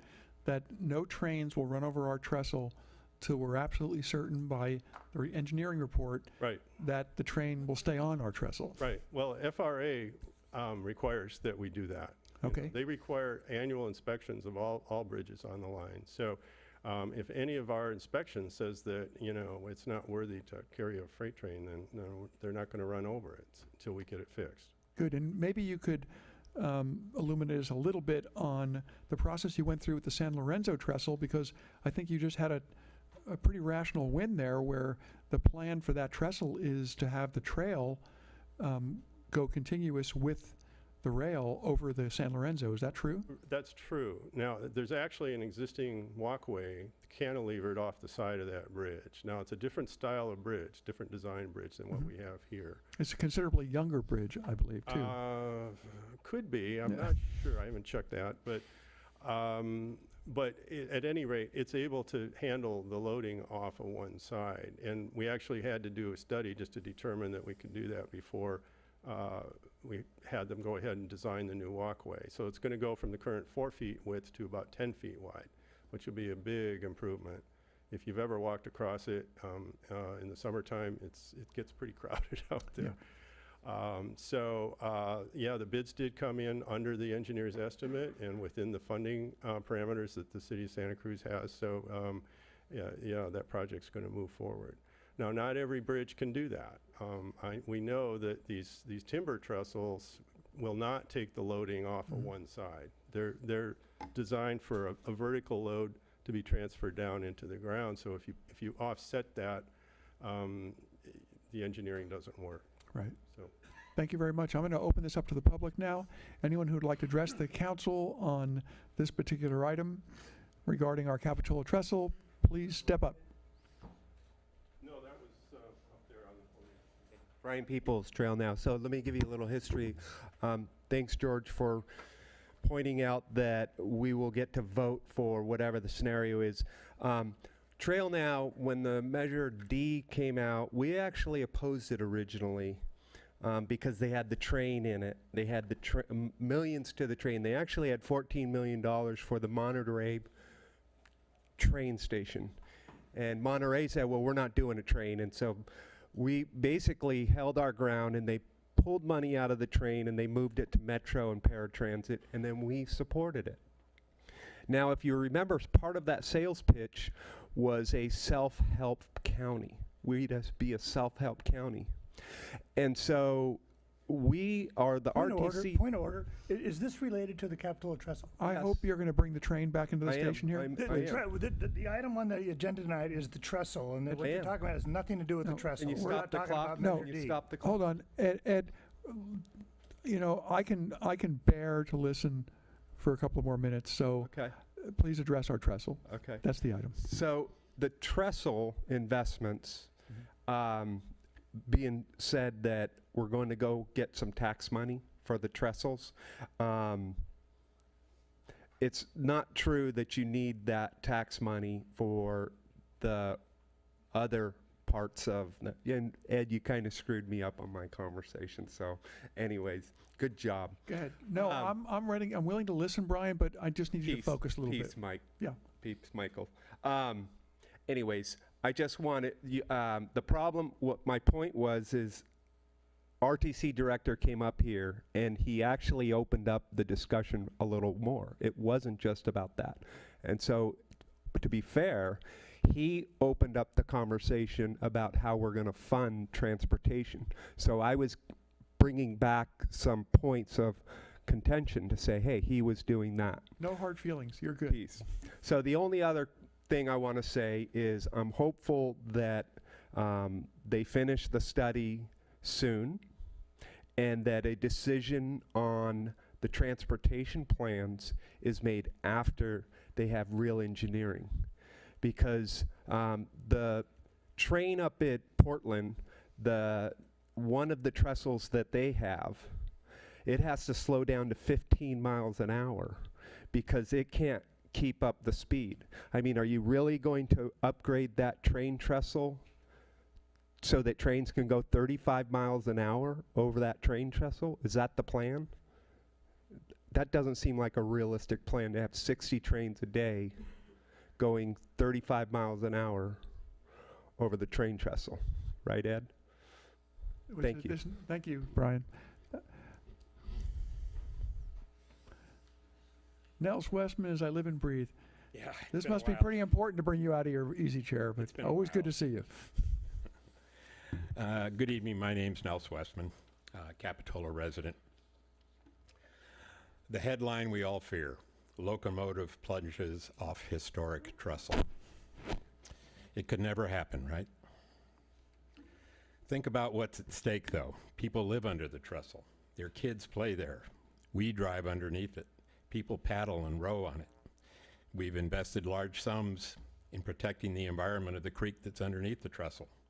And we are very proud of the charm and the image of our little town, of which the trestle is so symbolic.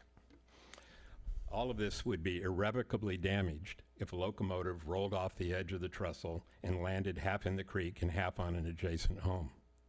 But this could never happen, right? And what newspaper in the country could resist running a photo of a partially collapsed old trestle with trains trying to lift a diesel locomotive off a crushed home? Capitola would be a household name all over the country. But that could never happen, right? I'm sure the RTC thinks there's nothing to worry about and that it could never happen. And what makes them so sure? Well, because the train or bust RTC hired their own engineering consultants to reassure us that it could never happen. This does not give me comfort, much less confidence, that there exists sufficient structural integrity in the trestle, ample safety margins, and sufficient remaining service life to assure all Capitolans that they will be safe if the RTC starts running freight trains again over the trestle. So, I would urge the Capitola City Council to do their own due diligence and to commission now a focused and expert engineering study of the trestle so that all Capitola residents will have the utmost confidence that they are safe and that our community is not at risk by the resumption of freight operations on the trestle. And since I am sure that the RTC's primary interest is safety, I am confident that the RTC would welcome this independent study and allow another engineering firm unfettered access to the trestle. Would this be a waste of Capitola's money? Well, I'm going to let each council member's conscience make that decision. Thank you. Thank you, Nelson. Next. Welcome back, Michael. Often that I speak at these meetings, and certainly not twice in one meeting. Quick comments, though. The RTC did do a study in 2012, and it's a public document. And that was in the middle of a recession when construction cost estimates were much lower than they're likely to be now. And the document says very specifically that there was around $588,000 worth of costs for repairs, not including design, not including engineering, not including QA. And a secondary recommendation is that the entire thing should be cleaned and painted, and that was an additional $600,000. So here we are 6 years later. To my knowledge, none of that work's ever been done. We're spending money on yet another study to study the same thing that we already have a report on. And again, I think we need to, I'm a pretty progressive person politically generally, but I don't like to see public money thrown away. And I don't like it when we study something, have estimates for the work to be done, and then nothing was, to my knowledge, nothing has been done. So we're studying it again, and we're probably going to get much higher costs than the $700,000 that the executive director just referenced as the likely estimate.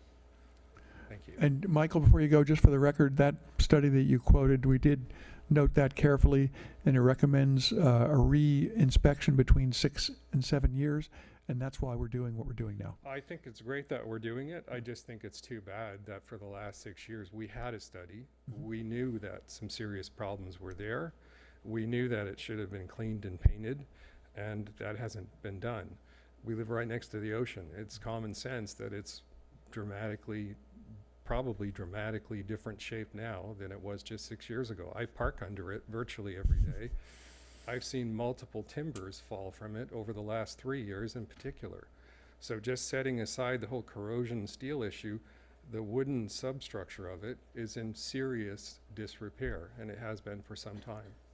Thank you, Michael. Next. The previous speaker stole most of my thunder. I was going to tell you about the J&L study that you already know about. So it did say the repairs were about 1.1 million when you add all of it up. You saying about everything falling apart makes me nervous because I personally actually do ride my bike across the trestle. So I will say it's a little nerve-wracking to hear that it's less safe than I thought was not that safe to begin with. I do want to remind you that there was a $10 million budget written into Measure D. I don't even know if it's still in there or not, but it was for the replacement of the Capitola trestle. So if you want to get a handle on the number, it's about $10 million at least. I'm just going by what they had into Measure D. So that's all I wanted to add, was that they had that other study, which you already know. And then if you want to see the replacement, it would be somewhere around $10 million. They'll have more information, but I'm disappointed they don't have it yet. Thank you. Okay. Next. Barry Scott, Aptos.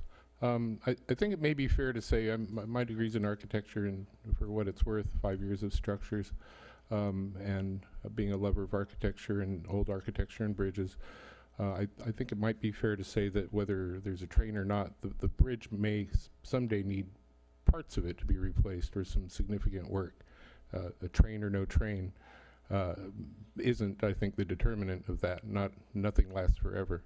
Having said that, I want to remind folks that less than 2 years ago, heavy locomotives went over that train with the Polar Express several times a day during the season. And using a 1960 locomotive that weighs more than twice what the actual multiple unit vehicle weighs that might be in use for transit. As for speeds, there's a stop in Capitola. The train may only be going 15 miles an hour as it's approaching or leaving that stop. So I don't think we're looking at high-speed trains or anything. Two other things I would say. Broadly, if all we do is build more infrastructure for cars, more people will drive. If we want more people to use transit, we must build more transit, and then fewer people will drive. For the Capitola and the entire rail corridor, I think in the long arc of history, all of our communities were built with that rail service, with that rail line. I don't think it's inconsistent with our DNA and our values that rail line might be used for some kind of transit, and I hope that we keep the rail line and build the trail. Thank you. Thank you. Anyone else?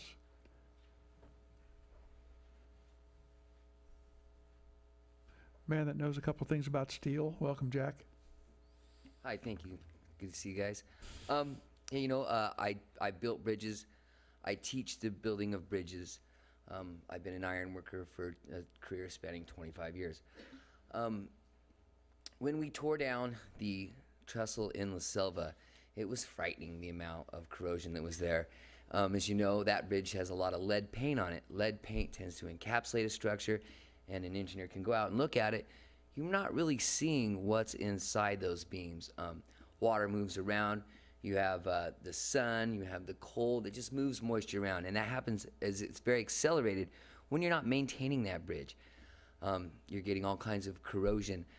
If you look at the trestle, the way that it has the rivet patterns in there, you have a minimal amount of space between each of the holes, and that's critical to consider because that really affects the ability of the trestle to support its own weight or static load. So one other thing I just want to add is that as far as safety, even to conduct a study of the bridge,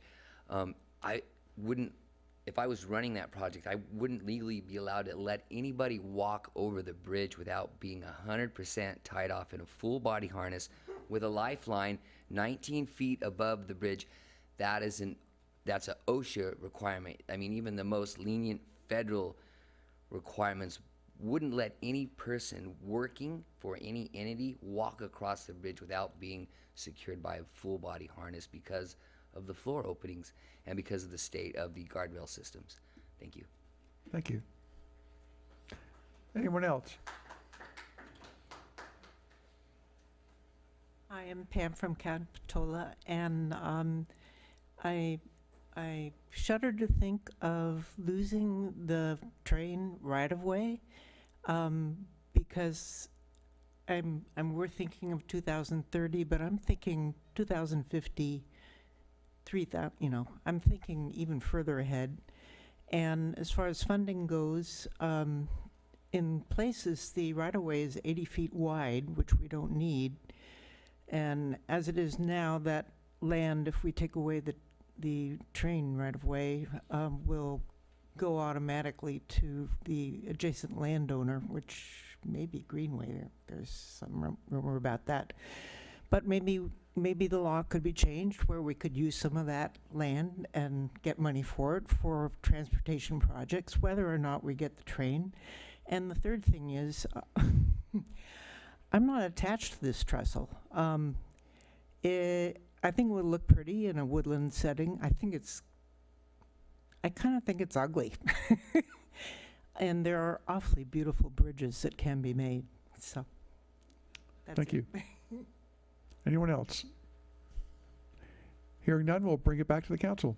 Hey, Ed, why don't you start? I've not a lot to say on this topic. I think the one thing that I don't want to do is I don't want to instill any fear in the residents of Capitola based on speculation. I don't think we have enough evidence to say whether the trestle is safe or unsafe. I know that it was mentioned that trains went over it 2 years ago.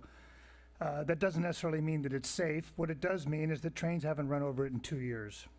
And I think the important thing that was said tonight that we need to pay attention to is that the FRA, Federal Railroad Administration, does not allow trains to run over a trestle without an inspection, okay? And the fact is that trains haven't run in that period of time is why it hasn't required an inspection. Should there be a need or a desire or any will to run a train across that trestle, an inspection would be demanded. So I think what I feel right now is I don't want the residents taken away from this meeting because people think that they might be an expert or they might have an opinion or some speculation which runs our society today about what's going on with that trestle. The trestle's standing. It did its last inspection. It was safe. Are there some repairs necessary that it needs? Yes. Is there some work that can be done to it? I think the important thing to know is that, you know, we can argue all day about Measure D, but what Measure D did do was put $11 million over 30 years into a fund. So if there's a need to do repairs on that trestle, there is that money available to do those repairs. So I think that we should go to sleep at night and not worry about the trestle and not worry about the fear and the speculation. If somebody decides in the future that they want to run a train on that, an inspection will be required. And if we find out that there's flaws that need to be repaired, then we'll proceed with the RTC to make sure that those repairs take place. Thanks. Kristen. I don't really have a lot to say on this either, except that I am relieved to hear that an inspection will be required. I've been up there before when I have visitors from out of town that want to go up there. They're all very excited, and I remain slightly terrified. But that being said, I hear the concerns of those that live and work and play under the trestle, and I think it's important that however we move forward, and however it ends up moving forward, regardless of what we on the council would like to happen, that there be inspections and further studies to ensure that safety is the #1 priority. Stephanie. No additional comments. I agree with those already made. Thank you. I think the report should be out before any decision is made on the particular scenarios that are being studied in the UCS. So whenever that date is that we make a decision, whether it's the 6th of December or some later date, after we've had more time to understand the UCS study and report, which I recommend, I want that study done before we make those decisions. Needless to say, I'm not as confident as Ed because I don't want to be here should something disastrous happen, but I don't want to be inflammatory either. So the questions I have are, George, if I could have you come back up for me. I need to really understand the difference between an FRA inspection and an engineering report that we received in 2012. What are the differences between those two? And is there a difference? Well, the FRA doesn't do the inspections. They require that the railroad or the operator or the owner submit an inspection report on an annual basis. So it's got to be done by a qualified party, and which is typically structural engineers. So a structural engineer will perform this? They are performing. They are? Yes, these things are not cheap. This current sure. study, just in case you want to do your own study, as was suggested, that we're doing, I just texted my engineer and she gave me the information to do all 30 trestles and bridges on the line. Of course, many of them are much smaller and simpler than this one. The cost is about $300,000. Okay, so I don't know how much of that is devoted to this one, but you can guess that it's more than 1/30 of that amount. So. And do we know, is the same engineering firm that did our report in 2012 doing the work now, or do we know who is doing it? Who's the engineering firm taking care of this? No, I believe it's a different firm. Okay. But some of the same people that worked on the 2012 report work for this firm. So they're familiar with the structure, which is a good thing. Yeah. Excellent. Excellent. Thank you. Sure. While I wouldn't mind having an additional opinion, my concern is I have to think that for a structural engineer to look at our trestle, we're looking at maybe $20,000 or $30,000. That would be my guess. Because the report in 2012 is something that I, in 2012, requested. Because I didn't know that I'd seen an engineering report on that trestle for a really long time. So I think my question is, does this council think that it's worth spending that kind of money just for an additional second opinion? I would if we had some voice in this, but since we're not going to be making any decisions about this at all. That's what I would question, and I don't want to go to the city attorney and ask him about how we stop a train from going over if our engineer says it's not right. I think we do have a decision in this. You can say it belongs to the RTC, and that's all well and good. But we are in charge of the souls that exist under the trestle, period. It's our responsibility. And if anything bad happens, and no one wants it to happen, and no one's going to slice and dice an engineering report to make it false, surely, I don't want to be up here, and no council wants to be up here to answer for any kind of disaster. And I'm not trying to make it hyperbolic. I'm not trying to do it as a scare. I'm trying to make it safe. And like Jack says, in construction, we go very carefully. And a 200-ton locomotive going over that thing, you know, it was throttled back to, I think, 10 miles an hour was the last report that it has to slow down to. There's a point at which you can only slow down a locomotive so much because it'll still weigh 200 tons. So I'm really concerned, and I don't think any engineering firm is going to lie to us. But if we're all confident that the engineering report coming from the RTC is good and acceptable, I'll move along. But I want us all on notice that it lands on our shoulders. Is Mr. Jesberg still here? I would rather defer to him and ask him a little. And I'm not a structural engineer, but I think we all saw the chunks of the wooden trestle falling down during the Polar Express piece. Some of them were brought into City Hall. Steve. Good evening. I think Councilmember Harlan has questions Do for you you. have some advice for us on this? I mean, how much do you think it would cost to get it inspected? Any ballpark idea? I'd guess in the $50,000 range to do an inspection and write up a report. That's a lot of money. You know, I think we can always get the RTC report. If we have any questions, we can hire structural to review it for us, give us a secondary review of that report without having to do the inspections. Might be an alternate way to do it rather than paying for a full inspection of it. You know, I would like to think that whoever's doing the inspection, I don't know the firm that has been hired. I know they've hired 3 firms to be on call for it. That they're going to look at it. You know, they're not there with any bias. They're it's their names on the line if something happens, and I don't think any firm that we may hire is going to be any better.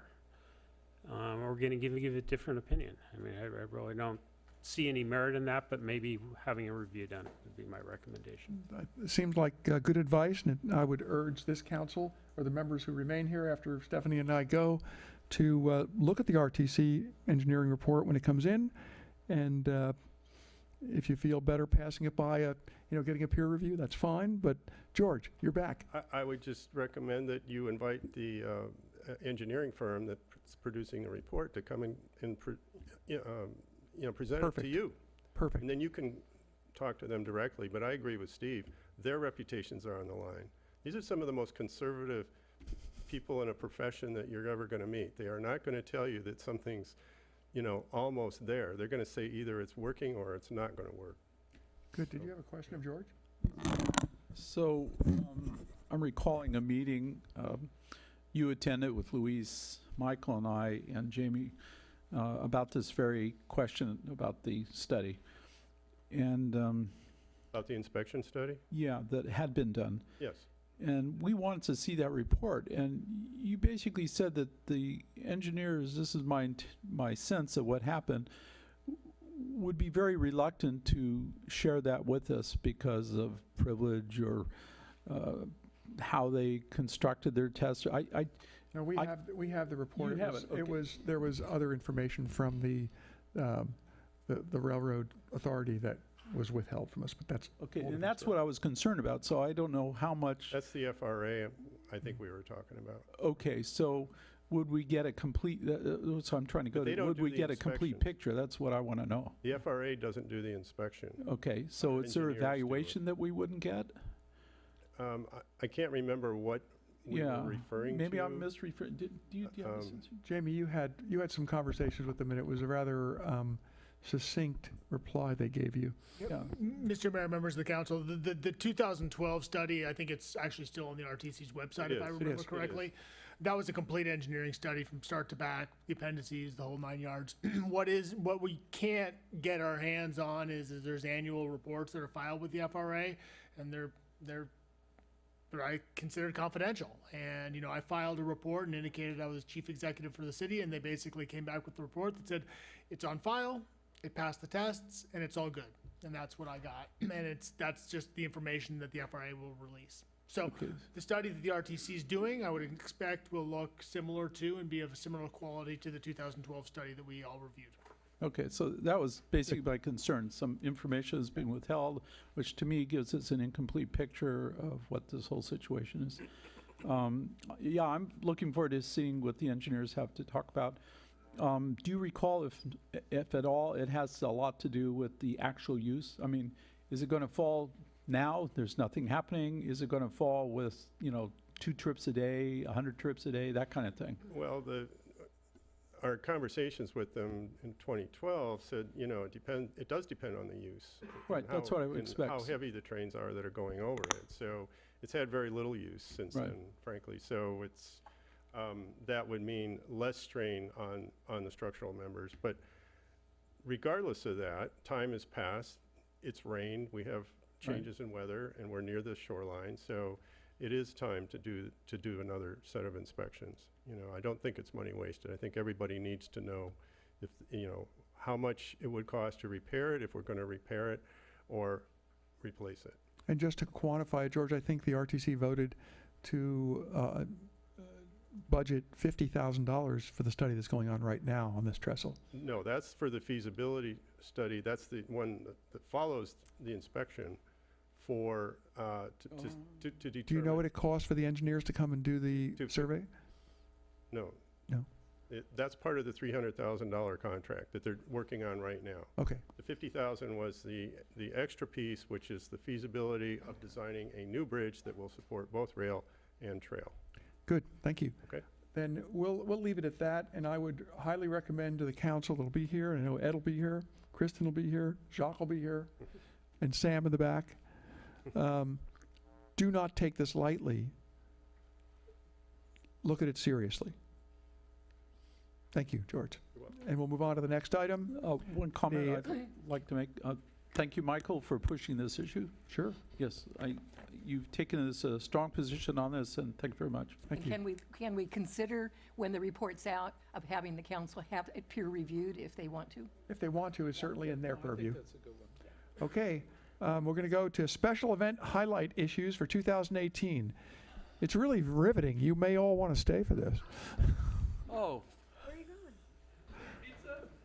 No. We called for cookies once, and somebody brought us cookies, but I don't think I'm going to get that tonight. If you collect enough boxes and return it a piece of my heart, you could get enough money to buy a pizza. Chief, welcome. I suggest everyone does that. And we'll get time out here while everyone leaves the room so we can actually hear what you have to say. Good to see you, and how's things? Are we moving forward, or is No, I was just passing time until everybody left.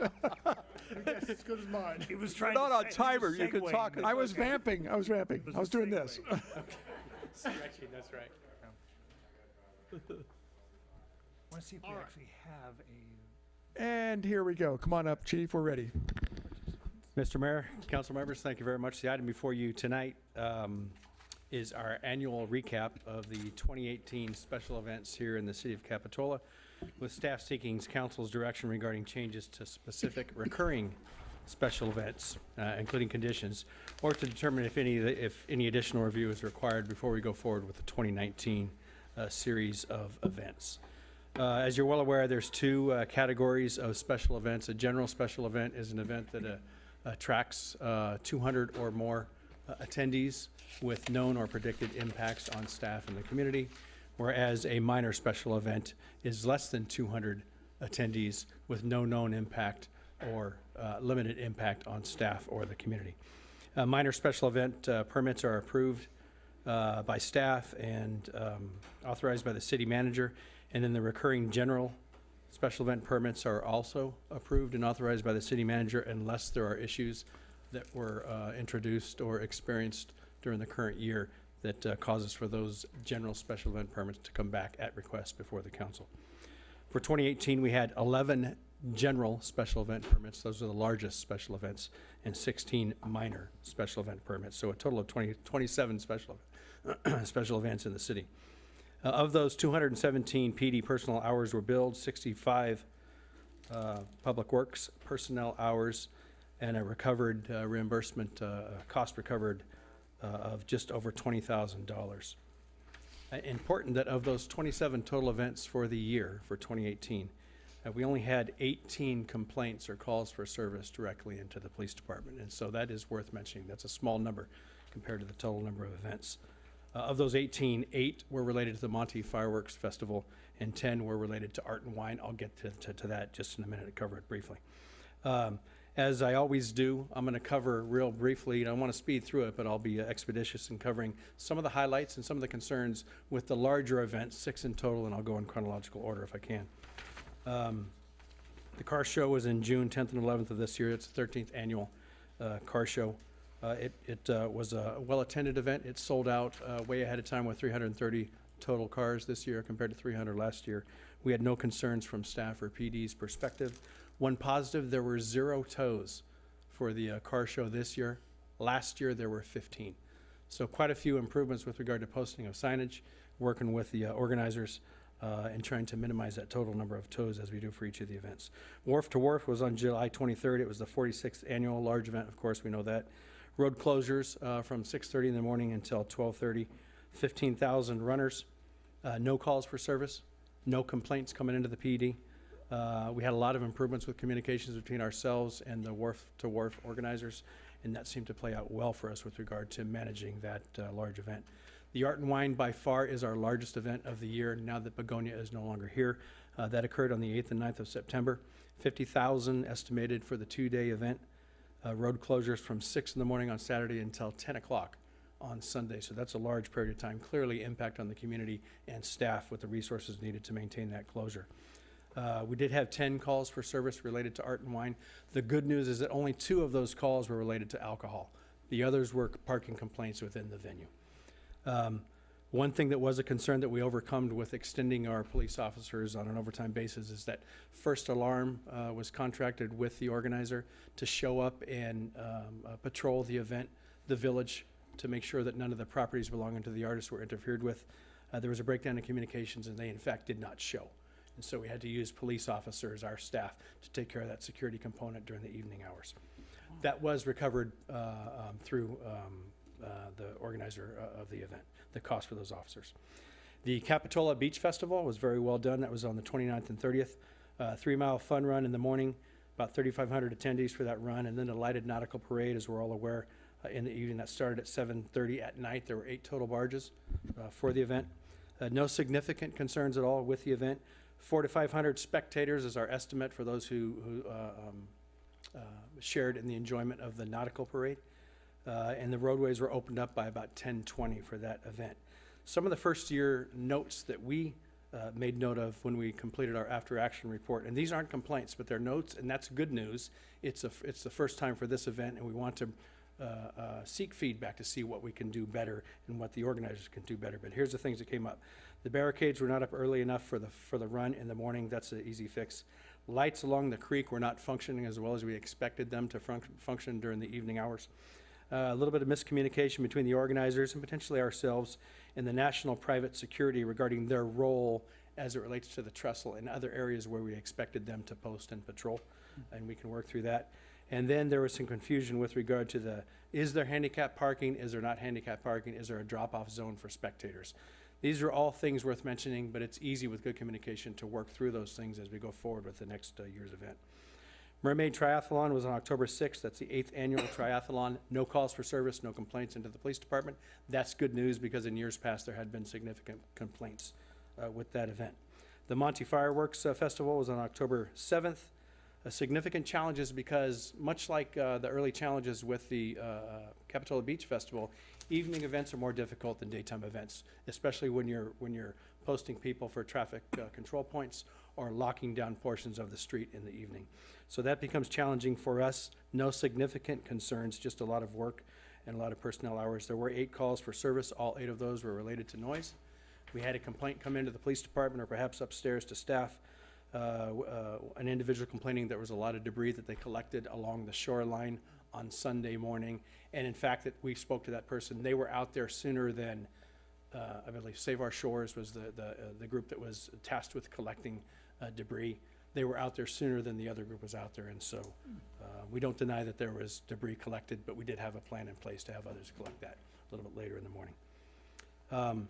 And then lastly, and then I'm open to questions, the Women on Waves event, I think we're all familiar with that. That was back this year for the first time since 2015.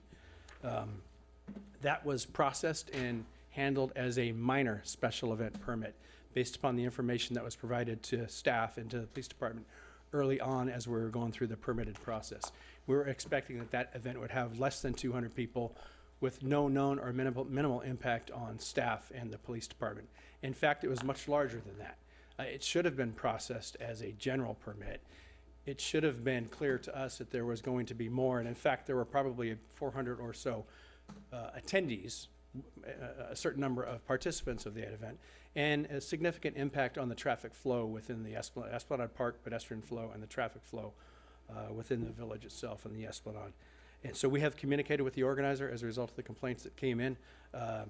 They are very understanding. We've made it clear that if they choose to go forward with an event, Women on Waves for 2019, it's going to have to be processed as a general special event permit, which would mean it would come before council for evaluation and for your feedback as to whether or not we want to adopt another large general special event in the city of Capitola.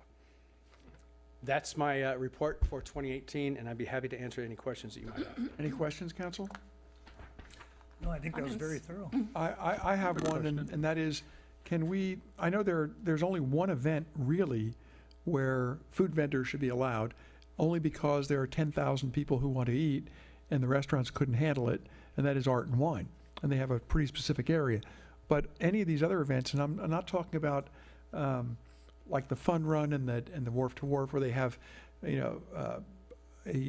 like Whole Foods comes out and gives out free samples of food, bananas, or even at the Fun Run, Togo's was giving away little samples, marketing kind of kiosks. Food vendors, I think we should be very careful and just not allow that during a minor or even a regular special event. Even the car show with all the people that we bring into the village, we don't let any food vendors hit there either. And that's kind of a sensitive place. We're going to try not to step on the toes of the village restaurants. Stephanie, you got a question? Not a question, just when we're ready for comments. Okay, great. Question. Jacques? Yeah. Of the chief? Yes, I do. Good, he's right there. Yeah, so you commented about after the Monty cleaning up debris on the beaches. Yes. So if you could explain a little bit more about that, and are we paying for that? I mean, because I've heard of people complain there's residue, stuff like that, so I'd like a little more explanation. Thank you. The Monty Firework Foundation contracts or utilizes, I believe it's Save Our Shores, to do the cleanup on the beach, on the shorelines, the morning or the day after the event. The city of Capitola is not paying for that service, to my knowledge. In this case, they did not muster or do their work on the shores, on the beach, until after this individual had gone out there herself early in the morning and found the debris that likely the Save Our Shores personnel would have found themselves. Got it. I have one more question. So I walked along the river walk at night, and there were several policemen walking in pairs. And so I'd like you to explain a little bit more about that. I thought it was great because they were talking to people on the trail. It was a really nice touch. If you could comment about that a little bit. Is that during the Capitola Beach Festival? Or Yes, the beach festival, yes. Yeah, that was one of the assignments that during our evaluation on the front side, this being a first-time event, the first year of this event, not completely understanding the magnitude of the people attending in an evening event, rather than patrolling in a vehicle and understanding there's going to be a large expected congestion. We asked, or we directed, that the officers do their patrol on foot, especially along the river where we know it's going to be darker. Right. We knew that many people were going to be watching the nautical parade from the river, and it just seemed to make more sense that we're out on foot as opposed to waiting for a call for service or driving around a patrol vehicle. It was a design. Yeah, I'd like to hear from you later, what those people felt when they were on the foot patrol. I thought they were well received. I'd just like to get some personal idea what they felt, or maybe you know already. We can wait till later, but I'll tell you that they enjoyed that assignment, and the interaction between the police officers and the community was wonderful. Yeah, that's what I saw. Assignment. Thank you for doing that. Thank you. Great. We'll open this up to the public. It's general government. Anyone have anything to say to us?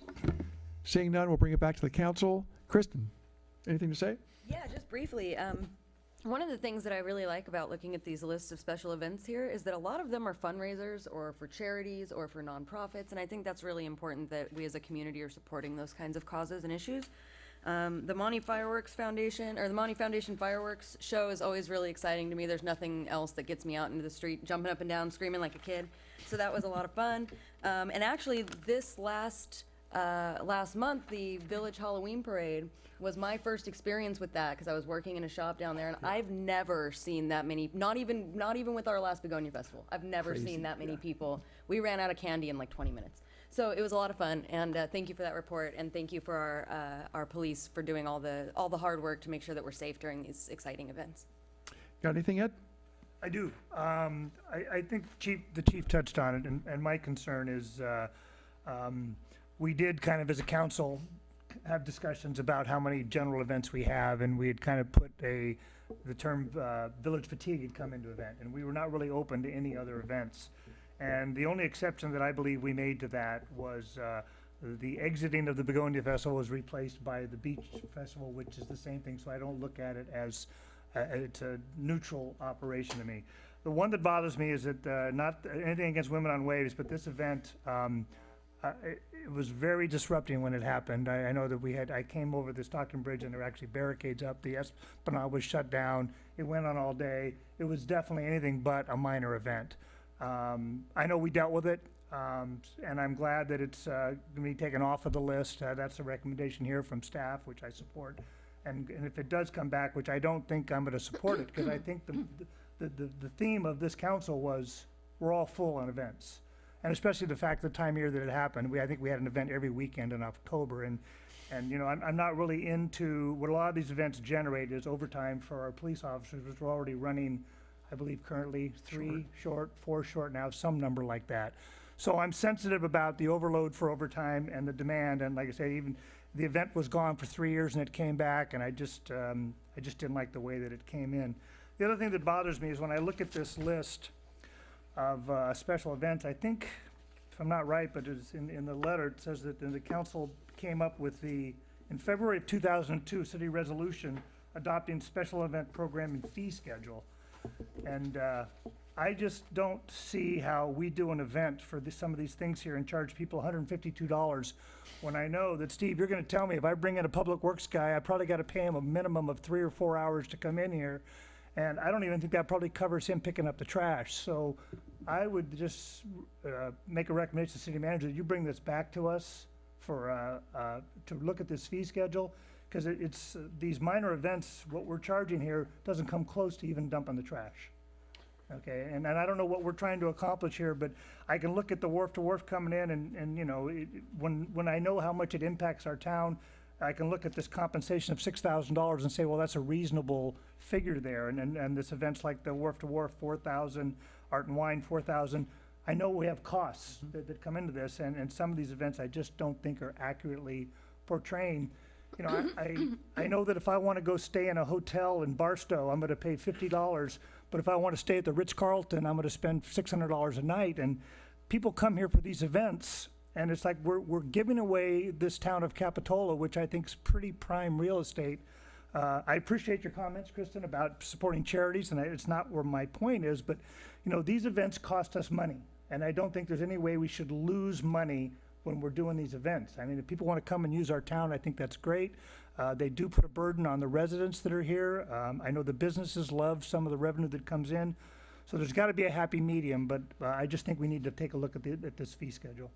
Thanks, Ed. I would agree. Stephanie? I agree with Ed's comments.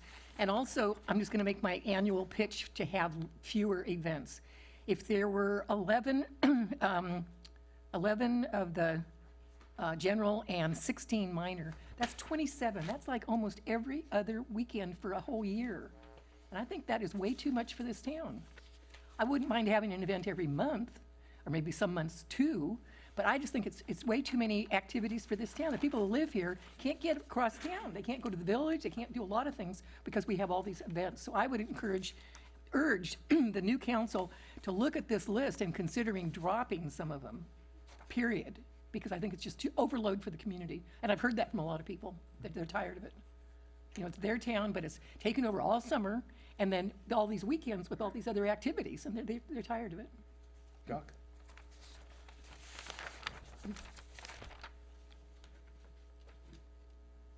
You know, Ed started out with the costs. I definitely agree with that.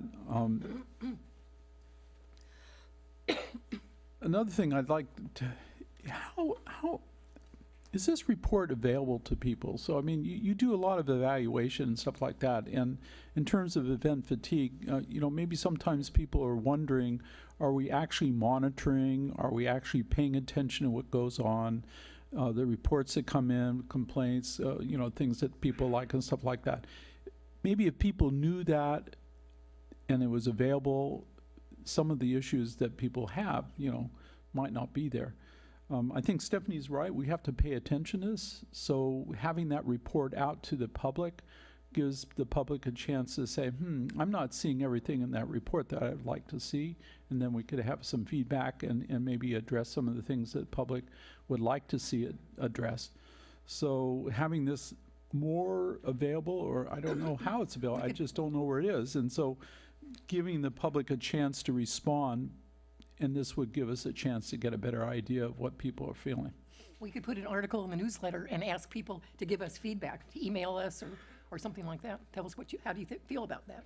Right, because sometimes when we hear, because I hear this when I walk around the city, all about this whole subject, right? And if there's no real way for people to respond and get a sense of what's happening so that they can influence that. So if this report is available, maybe on the website, the detail that you put into it, the detail that's done in terms of planning. You have a lot of volunteers that are part of this, organized by the event coordinators, of course, but the city puts a lot of volunteers into this also. I think if people had a more complete idea of what that entails for this city and how much effort we put into it, might be really important. That would have been I a wonder good. if I can respond to that, because I know that you're not referring to the staff agenda report, because that is a public document. Yeah, I'm right. not in favor of producing or providing our operational reports to the public. Okay. It talks about our staffing, it talks about our police profile for some incidents, police posture, I should say, for some of the events. It would not be a wise move to make those operational reports available to the public, in my opinion. Would there be a way to have something made available to the public so they get a more complete idea of how much this is really organized from the city standpoint? Because I think that's critical. This is a city's event. Yeah. We'll leave that with the city manager, because I think it's more of a press release sort of item than a police staffing report. That would have been a great question for the candidates to ask when they're walking door to door. To ask that question, do you think we have too many events? Yes or no, and why, and what? That would have been a great question for you. You could have all that information now then. Good. We'll wrap this up because this horse has been dead for about 15 minutes. But I will say I would like to strike a balance between having events every weekend and turning this into a town where there's music playing and everyone's riding in golf carts. Okay, let's have a balance here. So thank you, Chief. I appreciate it. I think you're here for the next one too. I am. Good. We'll move on to local crisis intervention training overview. This is a report by our chief. Thank you. Mr. Mayor, members of the council, before you is our overview of our crisis intervention response protocol here with the Capitola Police Department, and the training that takes place, excellent training that takes place throughout the county. This is very consistent with best practice training as it relates to crisis intervention training, generically known as de-escalation training in the law enforcement and in the communities. And so I'm going to introduce the item, but I'm going to ask Sergeant Marquise Booth to come up to the podium. He's going to present the report. And the best news is this week, in fact, Marquise is attending updated crisis intervention training put on by the Department of Health with the county and the County Sheriff's Department. And so he's been in class this week. He's going to present the report. He can, both of us will answer as best we can questions you might have at the conclusion of the report. And so Marquise will be up here in a minute, but I do want to say this, and I think it's important. Having been a law enforcement officer for now 33 years, of course, there's a lot of transformational change that takes place in law enforcement, especially in California, but throughout the U.S. And this piece of work, this concern on behalf of the community with regard to our response to persons in crisis, what's now known as de-escalation training, crisis intervention training, along with a few others, in my opinion, it's the most transformational change that has taken place in the law enforcement world, and that's good news. In the mid-90s in San Diego, I was working with putting a program together we called the Psychiatric Emergency Response Team, which was the first opportunity to join a clinician with a police officer to more properly respond, provide resources to persons in crisis. And things have progressed rapidly in the police world from that period of time. There are a few agencies doing that. And I mention that because, and I specifically say transformational change, Marquise is going to talk about it. We do it really well here with the Capitola Police Department, and it makes me very proud. And the training that's provided, hosted by the Santa Cruz County Sheriff's Department and the Department of Health, provides us the opportunity to do it even better. Sergeant Booth's going to talk about some of that. We have some real-life examples. All of it occurred in 2018 that are proof that we're responding properly to provide the emergency response needed, as well as provide the resources that are needed to the person in crisis. So, Sergeant Booth, come on up.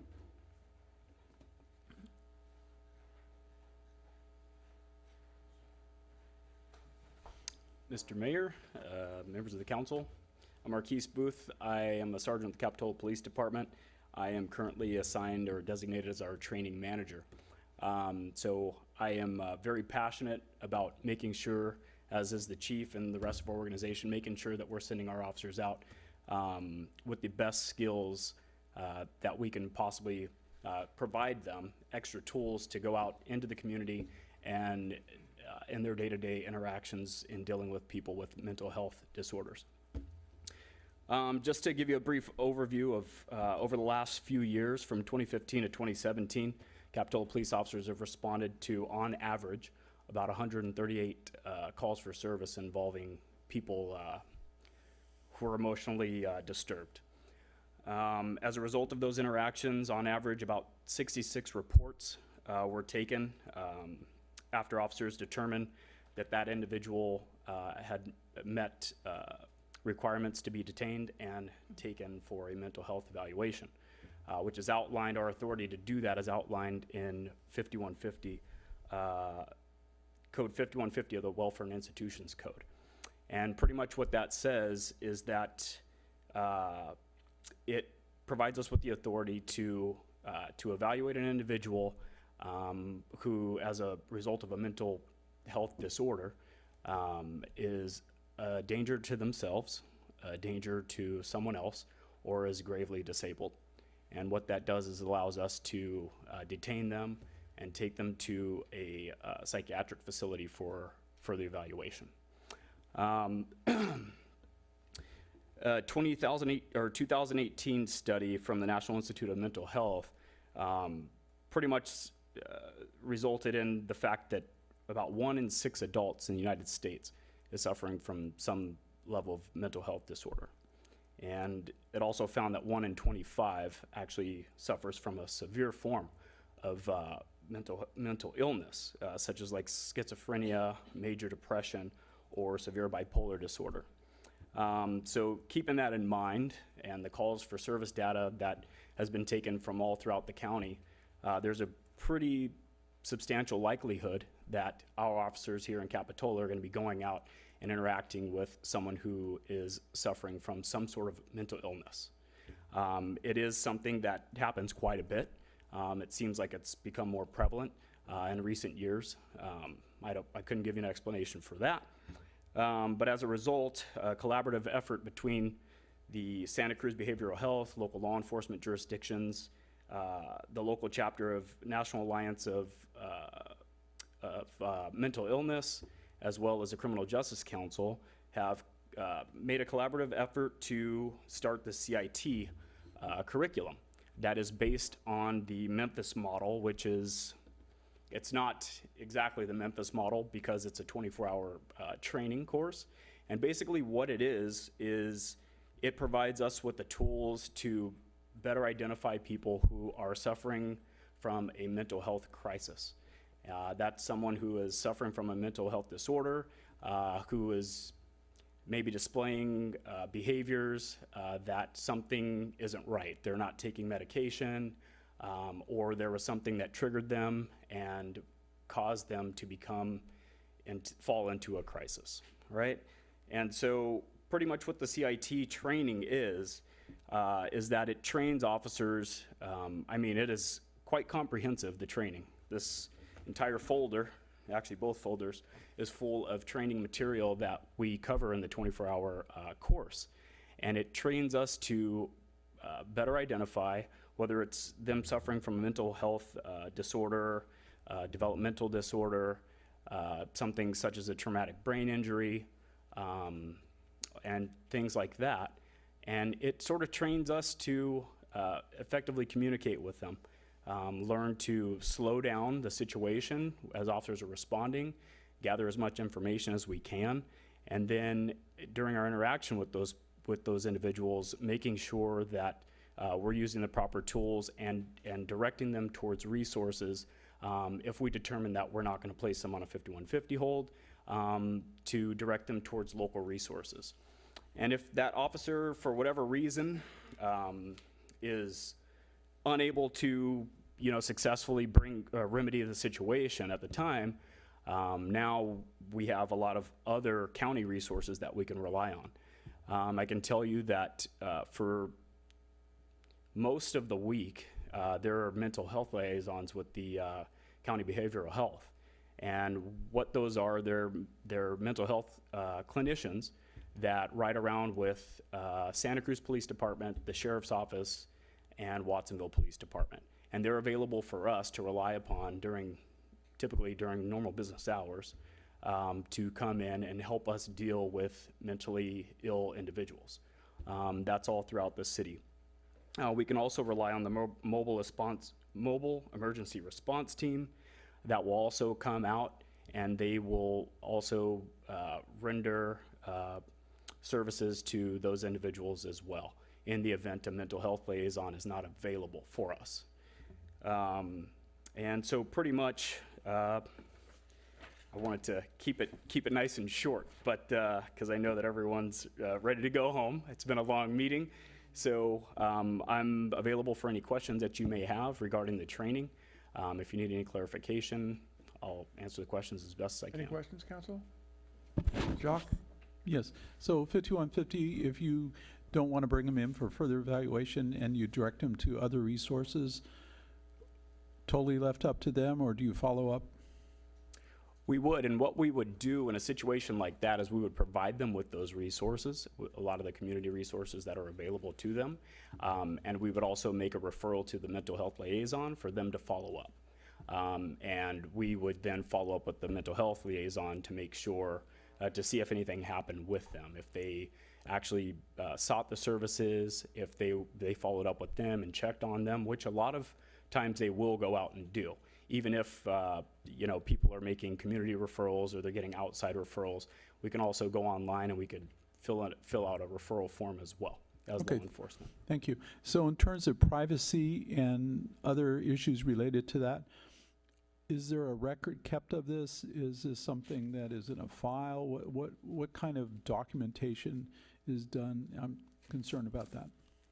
Documentation, so if we place someone on a 5150 hold or a mental health hold, we will document that in an official police report. And a lot of that information is regulated and is not for public dissemination for the most part. Thank you. Very good. Yes. I just want to say, Sergeant Booth, that was a great, thorough presentation. I appreciate you sharing all that information. Thank you, absolutely. Nice job, and I assume that the sheriff's item on the ballot that passed handily will help with mental health services in the next years to come. It was well thought out. And as a final note, your statistic, there are 18 people in this room, so 3 of us. Think about it. Okay. Thank you, Sergeant Booth. Thank you very much. Way to bring it home. I'm just bringing it in because I know one of them. There's got to be 2 more of my people out there. I wasn't going to say anything. So that's it. Meeting is adjourned, and thank you, Capitola. Good night, and be nice to each other. Oh, God.